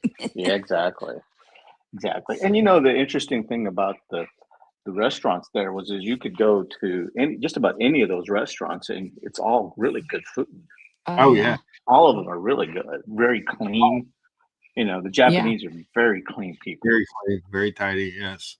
You know. I think I've told this story before on here, but one of the best meals I've ever had in my life, I still don't know what it was. I was in Amsterdam and nobody spoke English in this restaurant. And Yeah.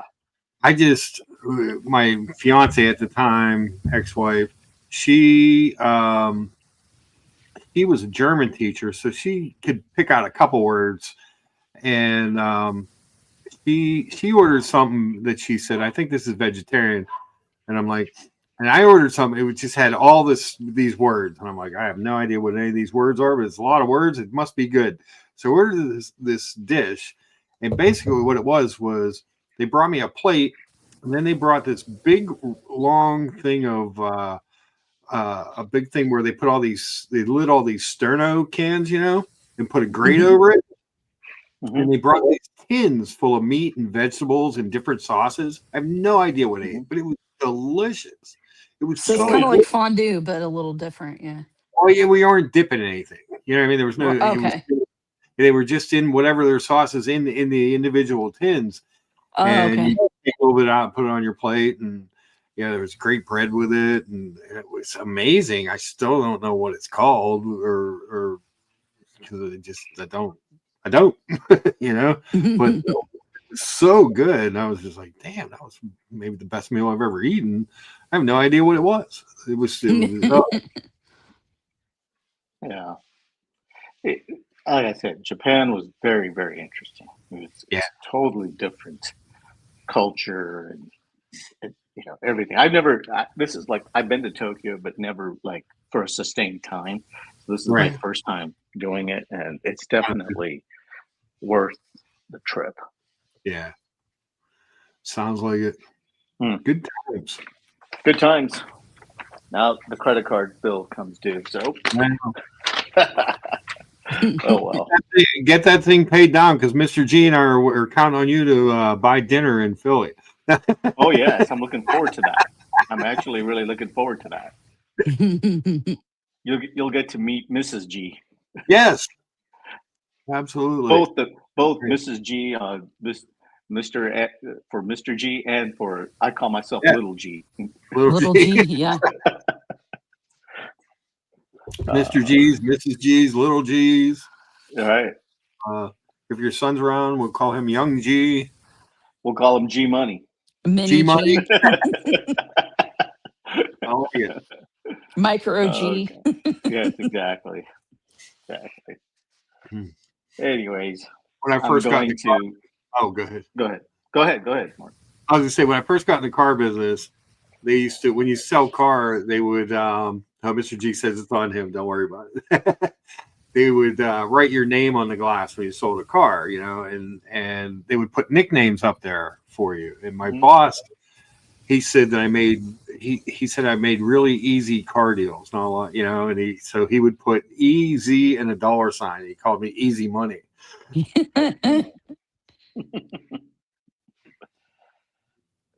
That should say something about car salesmen right there. There you go. We're the best. Yep. Mm-hmm. But Mr. G is always a gracious host. Every time I yes, he is. To a fault. Last time absolutely. Last time it's funny because as much as I like to experiment with food and try different cuisines and dishes and stuff, I'd actually never had soup dumplings before. Oh my God. Oh wow. I know, right? It seems silly after we were eating them that I'd never had them before. We went over to this place that had the soup dumplings. They're so good. And then there was this appetizer we got. I can't remember what it was. It was some kind of beef appetizer. And then there were these scallion pancakes. Oh, it was so good. The food was so good. I loved it. And it wasn't like a super fancy place. It was kind of off that big mall and but the food was just so good there. Loved it. Thanks. The one thing I didn't feel guilty was eating because like we would do these tours and we'd literally be walking like 20,000, 24,000 steps and a day and exhausted, and it's like, okay, let's eat, let's eat some more. Let's get a little more food. Yeah, let's have some sake and let's go. Yeah. That's awesome. I never understood this, but a really popular drink in Japan is the highball. I never really highball. Yeah, you go to just about any restaurant, and it's like top of the menu list is highball. I'm more of a Manhattan. If I want a mixed drink, I like the Manhattan. I do tequila shots. There you go. We did the. I can't even smell tequila anymore. It just brings back so many horrible memories. I was. I've always liked sake, but once I got to Japan, I really like sake. Yeah. Did you have any soju? Oh, that was on the menu, but I never ordered soju.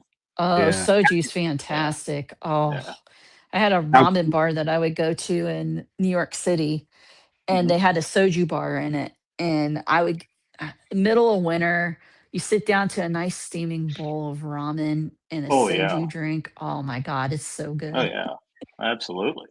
So good. George, do you prefer your sake cold or hot? I can go either depending on the time of day. Actually. Okay.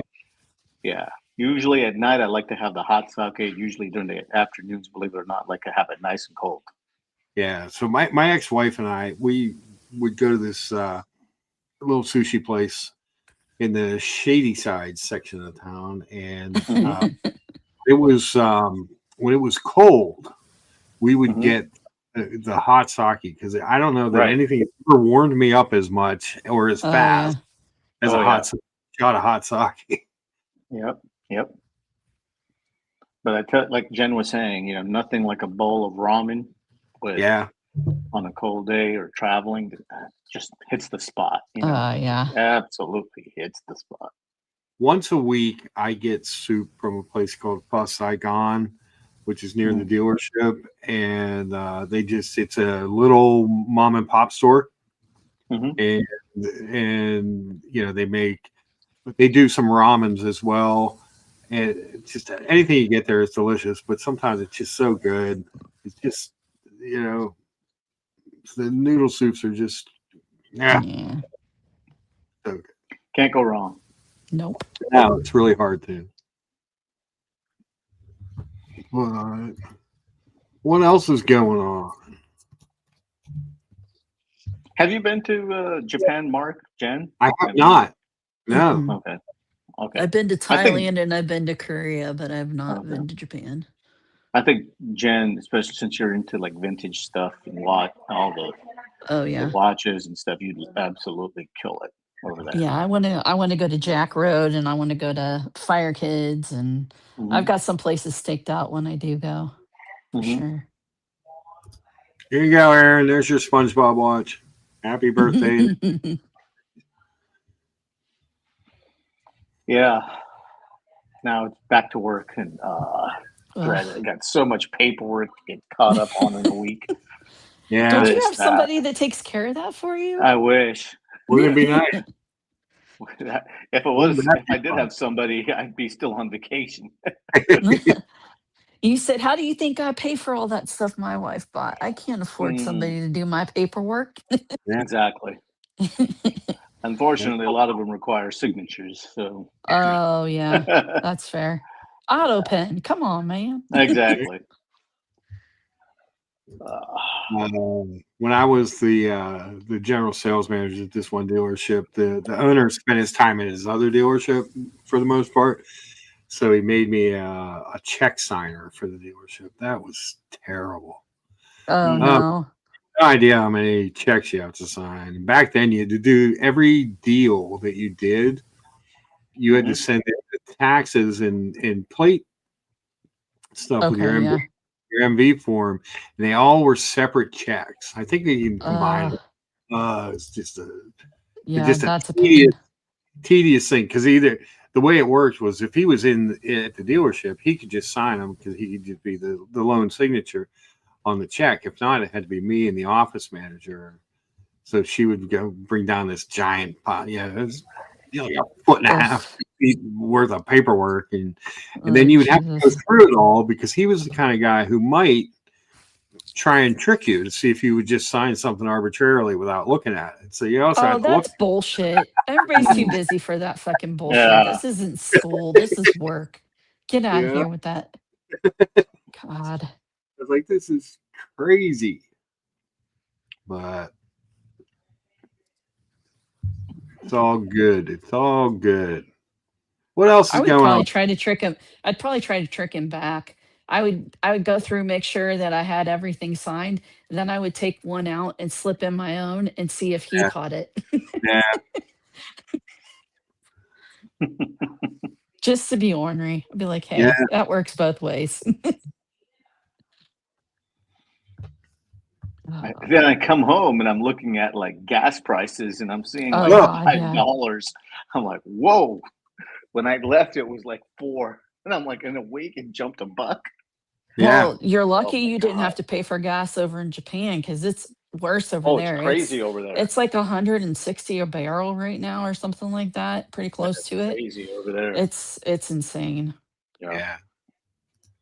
That is nuts. That is absolutely insane. Yeah. When things are starting to shut down and can't function anymore because of gas prices. Yeah. Well, you know what happens is once price gets to that point, then the prices will go down because it's degradation. Yeah. Yeah, Yeah. that is. Yeah. And of course, we're the ones that pay for it. Go figure. Well, yeah. Yep. But it's interesting because last night when we got in, had to get something to eat late at night. It was like about like 9 p.m. We went to this our local restaurant, and it was like jam packed full of people. I've never seen it like this, Huh. you know. And I was thinking to myself, damn, every time gas prices are higher, it seems like people go out and eat more. Yeah. Well, in there, it's very rare for them to entertain in their own homes. They just don't have the space for it. Hmm. So their dining culture is very different because of that. It's Yeah. more, that's why it's more of like you can come, you can sit, you can stay for a while because that's what they're more like social clubs Mhm. because they don't have Oh my that God. space. So, Well, first, Esoteric said last time around, everyone was selling off their pickup trucks when they hit $5 a gallon. But we've got Good morning, happy people. Good morning, Kesselowitz. How are you, sir? Keslow. Keslow, How are you, the sir? man, the myth. Yeah, Yep. it's good to see What are you you doing up all. to these days, Keslow? I had the opportunity to meet Keslow live and in person at South Coast Plaza during Yeah, great. watch time. Yeah, Yeah, very I cool. still have your little lens wiper, Keslow, the tire kicker. There you go. Always good to see Kessel in the chat. Know that he's alive and well, hopefully doing good.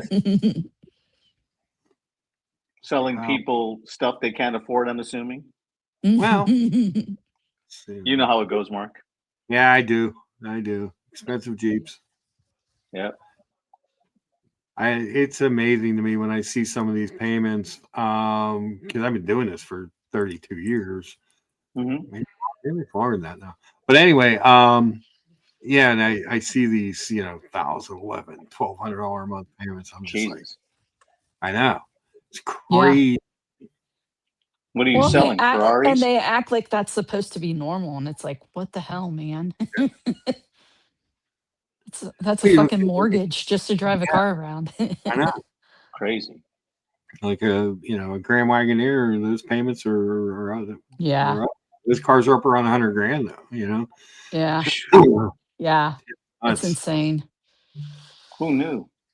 Yeah, seriously. When I first got in the car business, I remember the Grand Cherokees came out in the spring of '92, and I had just gotten in the car business, and a Grand Cherokee Limited, which was the top of the line back then, was like Mhm. 25.5. Mhm. That car's top of the line Grand Cherokee now is in the 70s. Like Yeah, yeah. it's insane. Absolutely insane. Oh, right next to our hotel was a AP house. Oh wow. Oh, nice. Yeah. Did you go there? I knocked on the door and everything, and they said we can make you an appointment to come back. And Yeah. I couldn't commit to that time that they offered to me, but Yeah. it looked really nice. Actually, they did a nice job with it. They said, "Oh, it's you. Sorry, we Yes, can't let you in." exactly. I was in New York, and I met up with the illustrious Tim Wright, and then we went to meet the original OC over at AP in New York City. And those people in there, he was doing his thing with his sales associate, but I was just looking around and walking around. Those were some of the nicest people in any watch store that we went into in New York. They were, they were just really accommodating. And I flat out told the guy, I said, "Look, I'm not buying an AP. I'm not even looking." He's like, "No, that's fine. It's fine. If, you want water, coffee, drink, whatever." Yeah, and I looked at there was a code 1159. I said that watch is beautiful. He pulls it out, puts it on me. Like Yeah. couldn't have been He's like, nicer. "Oh, we found a sucker. We found a Yeah, sucker." seriously. Like the 1159. It's a beautiful watch, a rose gold watch with a gray fume dial. It was a beautiful watch. But yeah, they were really nice in that store. I was I didn't know what to expect because some of the places we went to, they were just a little like, Yeah. you know, like we don't care. Hmm. And those guys were great. Great. Big kudos to the people at the AP store. They were very nice. I thought that they did. They went out of their way for someone to just said flat out, "I'm really not interested in buying one of your products. I'm waiting on a friend," and just coming out to say, "Hey, here we go." You know, some of that I think is because it's smart that they do appointment only Mm, for the main reason of they know how many people are going to come in during the day. yeah, They're not trying to wait on multiple people at one time. You know, it's okay.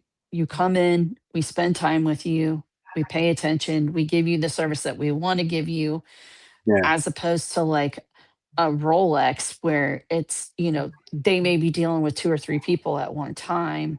Everybody wants a Rolex. Everybody's beating down their door. They have to continually tell people, no, we don't have anything for sale, which yeah. is Annoying. bullshit. But that's a whole nother story. But yeah, I mean, I watched a interview with a guy that was um, a manager at a Rolex boutique, and he was just talking about the struggles that they have, Yeah, um, because like now one of the things they've implemented is you have to put in your address and you have to go to the AD that's closest to your address. yeah, And you're competing, like you could be in Timbuktu, but you're competing with New York to get that Oh no. watch Hmm.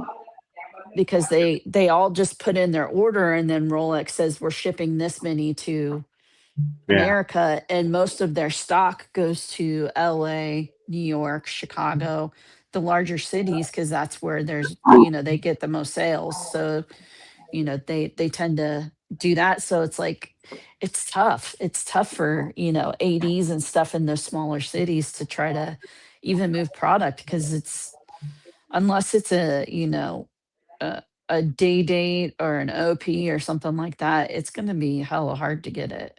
yeah. Hmm. They don't make it easy, that's for sure. Nope. Hey, Mohammed. Mo, we love Mo. Mo, what'd you have for breakfast today? Did you get one of those fancy London breakfasts? He has Oh, and by the way, everywhere I traveled, there was a photo or a picture of Shohei Otani everywhere.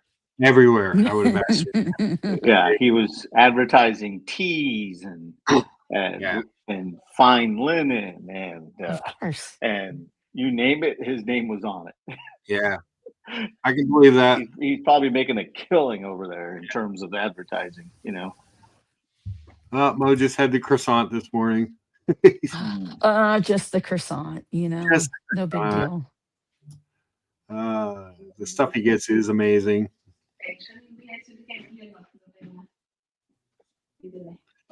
So George, I've been wearing this this 44 millimeter, 18 millimeter thick deep sea as my daily driver. Yep. About a month more, and then it'll be out the door. Well, then we'll figure out what the next daily driver is. Yep. I Maybe don't I'll trade know. it, go back to Omega. I think you like this watch a whole lot. I've liked a whole lot of watches. I can't be trusted. I mean, this is true, but I mean, I think that you and this watch were made for each other. We do have a special kinship. Hmm. Do you tuck it in at night? It sleeps on the bed next to my pillow.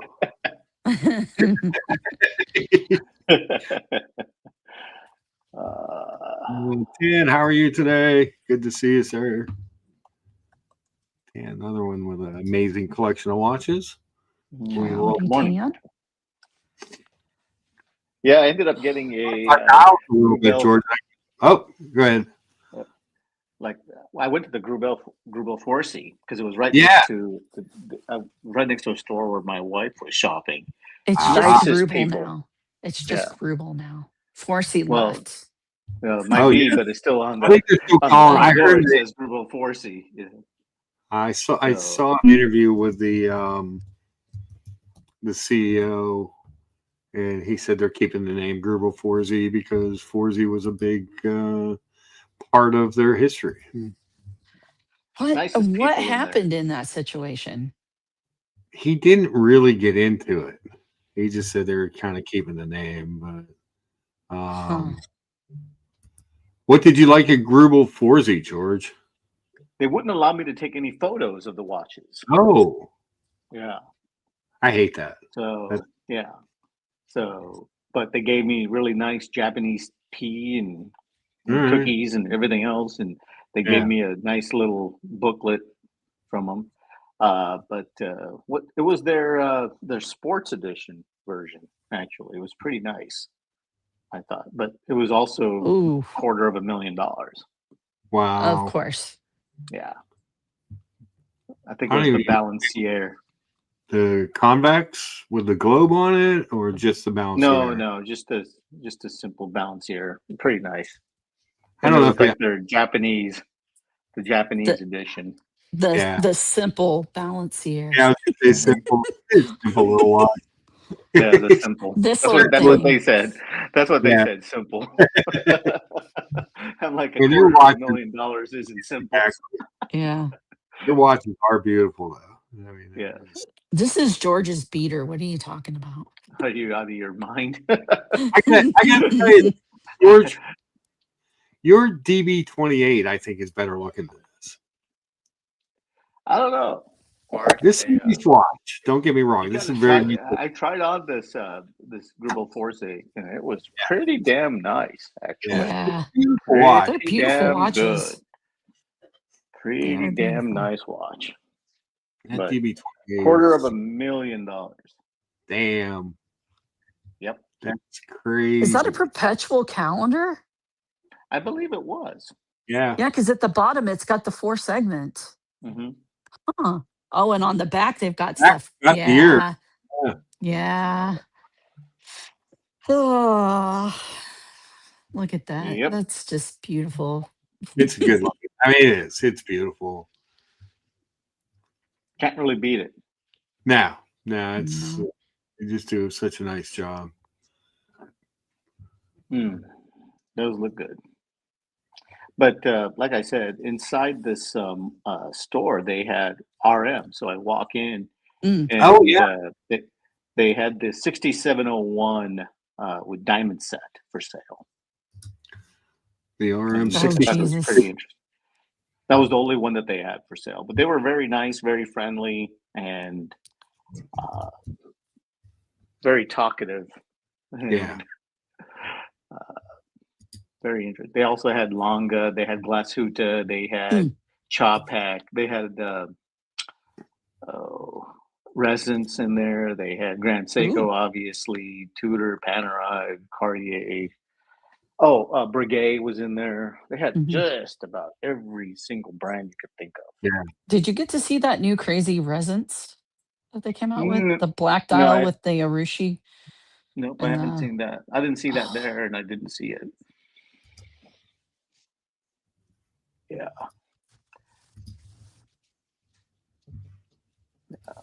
Let's see if I really being difficult. There's some difficult websites to. Let's see if I can't make one of these work. For 6701, we'll go over Chrono 24. There you go. Now, I don't know what that color, what but RM do you have, George? 1102. 1102? Okay. Yeah, this was similar to the one that I saw there. okay. they make amazing watches. Their tech is amazing. Their everything is really really cool on these watches. They're out of my price range, but I still like them. Yeah. Yeah, like to see people. I like when people get what they want. You know, definitely not wearing that watch to sleep for sure. Oh yeah, special rebranding as Grubel Thievesy. 5Z. Tan says for a little bit more than the Grubel, you can get the 5370R. I tried it last week. It's a crazy watch. We'll have to let me go look that Pull it up. 5370R. I'm assuming that's a Patek. Yeah. Oh yeah, these are good looking. Mm. This one has real pictures. Or a real picture. Let's see if we can't find a different one. Come on. Everybody just has one picture of the watch. Yeah. What's up with that? A Mono Poussoir. Yeah. Let's try this guy. He's got more than pictures. He just doesn't have very good pictures. It's a beautiful watch, though. I mean, that's timeless. The red with the brown. Yeah. A nice Yeah. creamy Yeah. track and subdials. Yeah, that's beautiful. What size is that watch? Amazing, the enamel dials. I would imagine that this watch is just something to look at. It's one of the reasons I like watches. I like to look at them.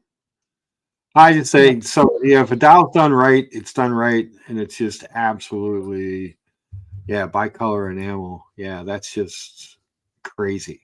That is, I would imagine in person that thing is just so sweet.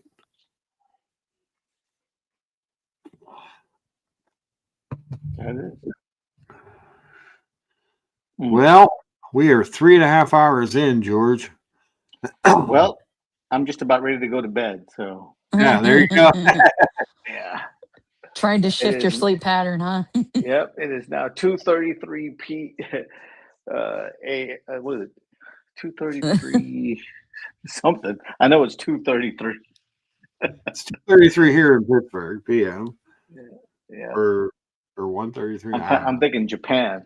Yeah. Yeah. I think it's 2:33. 2:30 in the morning there. Yeah. Yeah. 2:30 in the morning. So it's time for me to head back to bed. Yeah, What do you do? I get it. And then back to work tomorrow. Yep. Back to the bump and grind. There you go. I've got a few trips planned in April, classes and this and that. So Okay. that'll be fun. And then May, one more class, and then comes the trips coming to Philadelphia. Nice. I'm looking forward to that. I know Mr. G is. Maybe that we'll get Mr. Humble Pine to come down. That'd be great. I mean, I'd love to see all the Philly and hopefully maybe even some of the New York crew down there. Yeah, absolutely. Yeah. Be That nice would to be- actually meet Humble Pine in person and I want to Double meet. D and everyone. He's Yeah. a very interesting guy. I would like to meet him. I just want to touch the hair. That's all I want to do. Touch the hair. Touch the hair. The hair is classic. Yeah. I love that he's got like a little smart ass edge to him. Yes. Yes. You A know? little feisty. A little I like that. little Yeah. Humble Enjoy that. Pine with the side of a prickly pear. Yeah, That's right. And then Mr. Remember G, somebody- I met Mr. G in Vegas, and he's quite the gentleman, that's for sure. Yeah, what a nice guy. I love Mhm. Mr. G. I still, I'll never forget that time. He's like, "You're so close. Why don't you ever come visit?" I was like, "Yeah, that's probably a good point there, Mr. G. I should come out to Philly. It's not that far away." I think I went out. I had dinner. I think Tony Lucky Bastard got sick. He couldn't come out, but there was OC and Mr. G and Double D, David. I saw David the last time I was out there at the mall. Mhm. He doesn't really come. He doesn't come over to this show. Obviously, he's a Tim guy, but we had a nice 5-minute conversation. It was nice to see him. You know, and but yeah, it's a good time. I always have a good. I always like Mr. G's just such a nice guy that he's just makes it a fun trip when I go out. So I like it. Yep. He doesn't even mind that I am from the Iron City, In spite of it, you mean? in spite of it. Yes. Uh, Hey, Mr. Rogers was from the Iron City. So, if it's good enough for him, it's good enough for me. So was Johnny Unitas and Joe Montana and Joe Namath and Jim All Kelly. the Joes. Marina. well. Wow. What's the weather like in Pennsylvania in the middle of June? George? In the middle of June? Oh, it'll be nice. It'll be a little humid, probably 70s, 80s. Okay, not too bad. Yeah, it's not too bad. It's a good time. This week the weather was just, it was either 70 or 20. Yep. Thunderstorms or snow showers. It was just Jesus. crazy. It was Yeah. crazy all week, George. God. Yeah, the wind was horrible. Oh my God, the wind. We there was a lost power piece of- here for There was a 24 piece hours. of, not really siding, but like a trim on my neighbor's house that the wind was so bad it ripped it off halfway off the house. And then it was just banging off the aluminum siding for 2 days until they get somebody out to fix it. Oh, man. I'd wake up in the middle of the night, it's like, oh my God, because it's right out, it's my window, it's across the street, but it's right there. It's just like, oh man, that's just brutal. But we've got about 6 more minutes, I think, and then we're gonna call this a day. Well, I'm gonna go and have some sushi. Okay, you do that. I don't want to. I told my son I don't want to see sushi. I don't want to see ramen. I don't want to see any of this stuff for a good month or two. Can't take it. Oh, You're done with the Japanese cuisine. oh God! I have to admit, the breakfast at the Ritz, it is spot on. Yeah. Really good. Their pancakes, their French toast, their eggs Benedict. Oh my God, just spot on. Spot on. Cannot go wrong with it. Nah, it's hard to go wrong with the Ritz, that's for sure. Nope. It's a good deal. I've actually make a confession. This is like the first time I've actually stayed at the Ritz. Oh, okay. So for me, this was a really. Usually, I like boutique hotels because I usually find that the service and the amenities are on par with the Ritz or the Four Seasons or things like that, and it's much more value for when you travel because it's usually centrally located. But this one just happened to work out really nicely, so I'm very pleasantly surprised. I tell you, the best service I ever had at a restaurant when my honeymoon, we spent a week on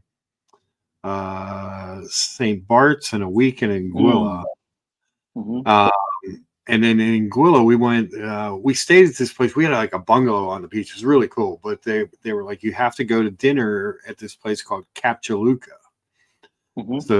So the hotel made us there. It was, everybody kind of worked together on that. It's a small island, and but they were like, no, you have to. There was a couple places that they insisted that we had to go to. One was like a mom and pop place. It was really good food, but there was this place in this Capchaluca, and it was the food was great. But what was amazing to me was the service. You had people literally standing like behind, like you take a sip of water or something, and they would refill the water to where it was. Yeah. It was crazy how I have to admit it was it was pretty much like at the Ritz too, because every time we came from somewhere, there would be like a lady who work at the front desk, or they'd come Yeah. out and they escort us to the elevator, you know. Mhm. And I'm like, I'm okay, thank you, arigato.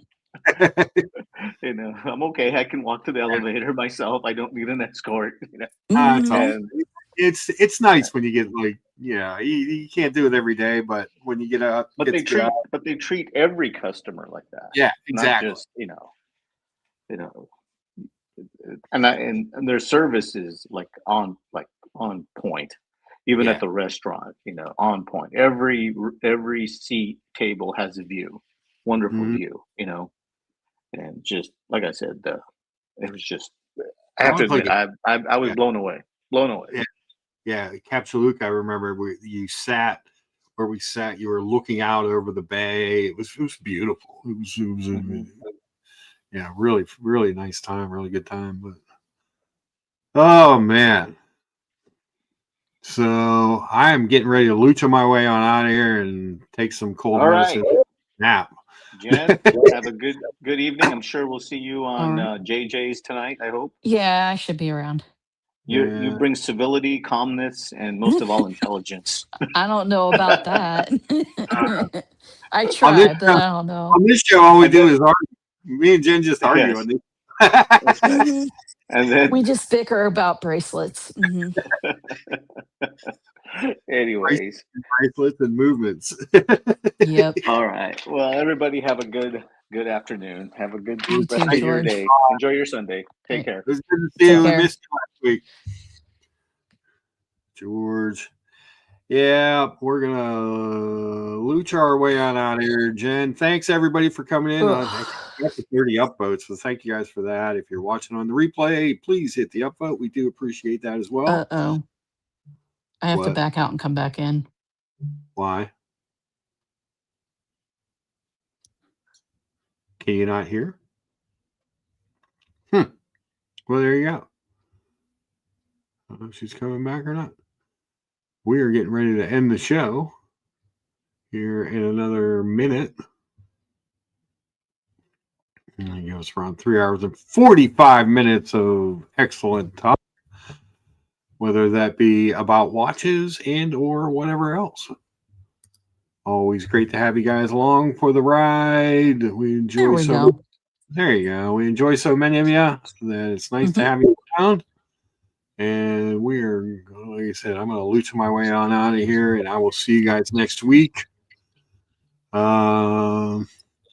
Same bad time, same bad channel. If you guys are good with that, if anybody has a better time, because I've been moving these things around just to see when people want to come watch, and if anybody has a better time or a suggestion, leave it in the comments. In fact, leave some comments. That helps the algorithm. Esoteric, thanks Yes. for coming by. Always good to see you. Says hello, runtime. Ciao, watch geeks. Yeah. Hey, I didn't think I was going to make it an hour. I felt so bad when I started this thing. So 3 hours and 45 minutes, I'm down with that. So have a great day. Thanks for the show today. Thanks for Mo for coming by. It's always good to see you. And sometime we're on. We always like to have you on when you can. Mhm. Mo, one of the good guys in the watch community. Amazing collection of watches, and the story of when he got the Pepsi, and it's just good stuff. I enjoy, like, there are people that get jealous, Jen. They're like, I really enjoy when people get the stuff that they want. That's to Yeah, me kind of makes it fun, for sure. So, Yeah. and on that note, let's hit it.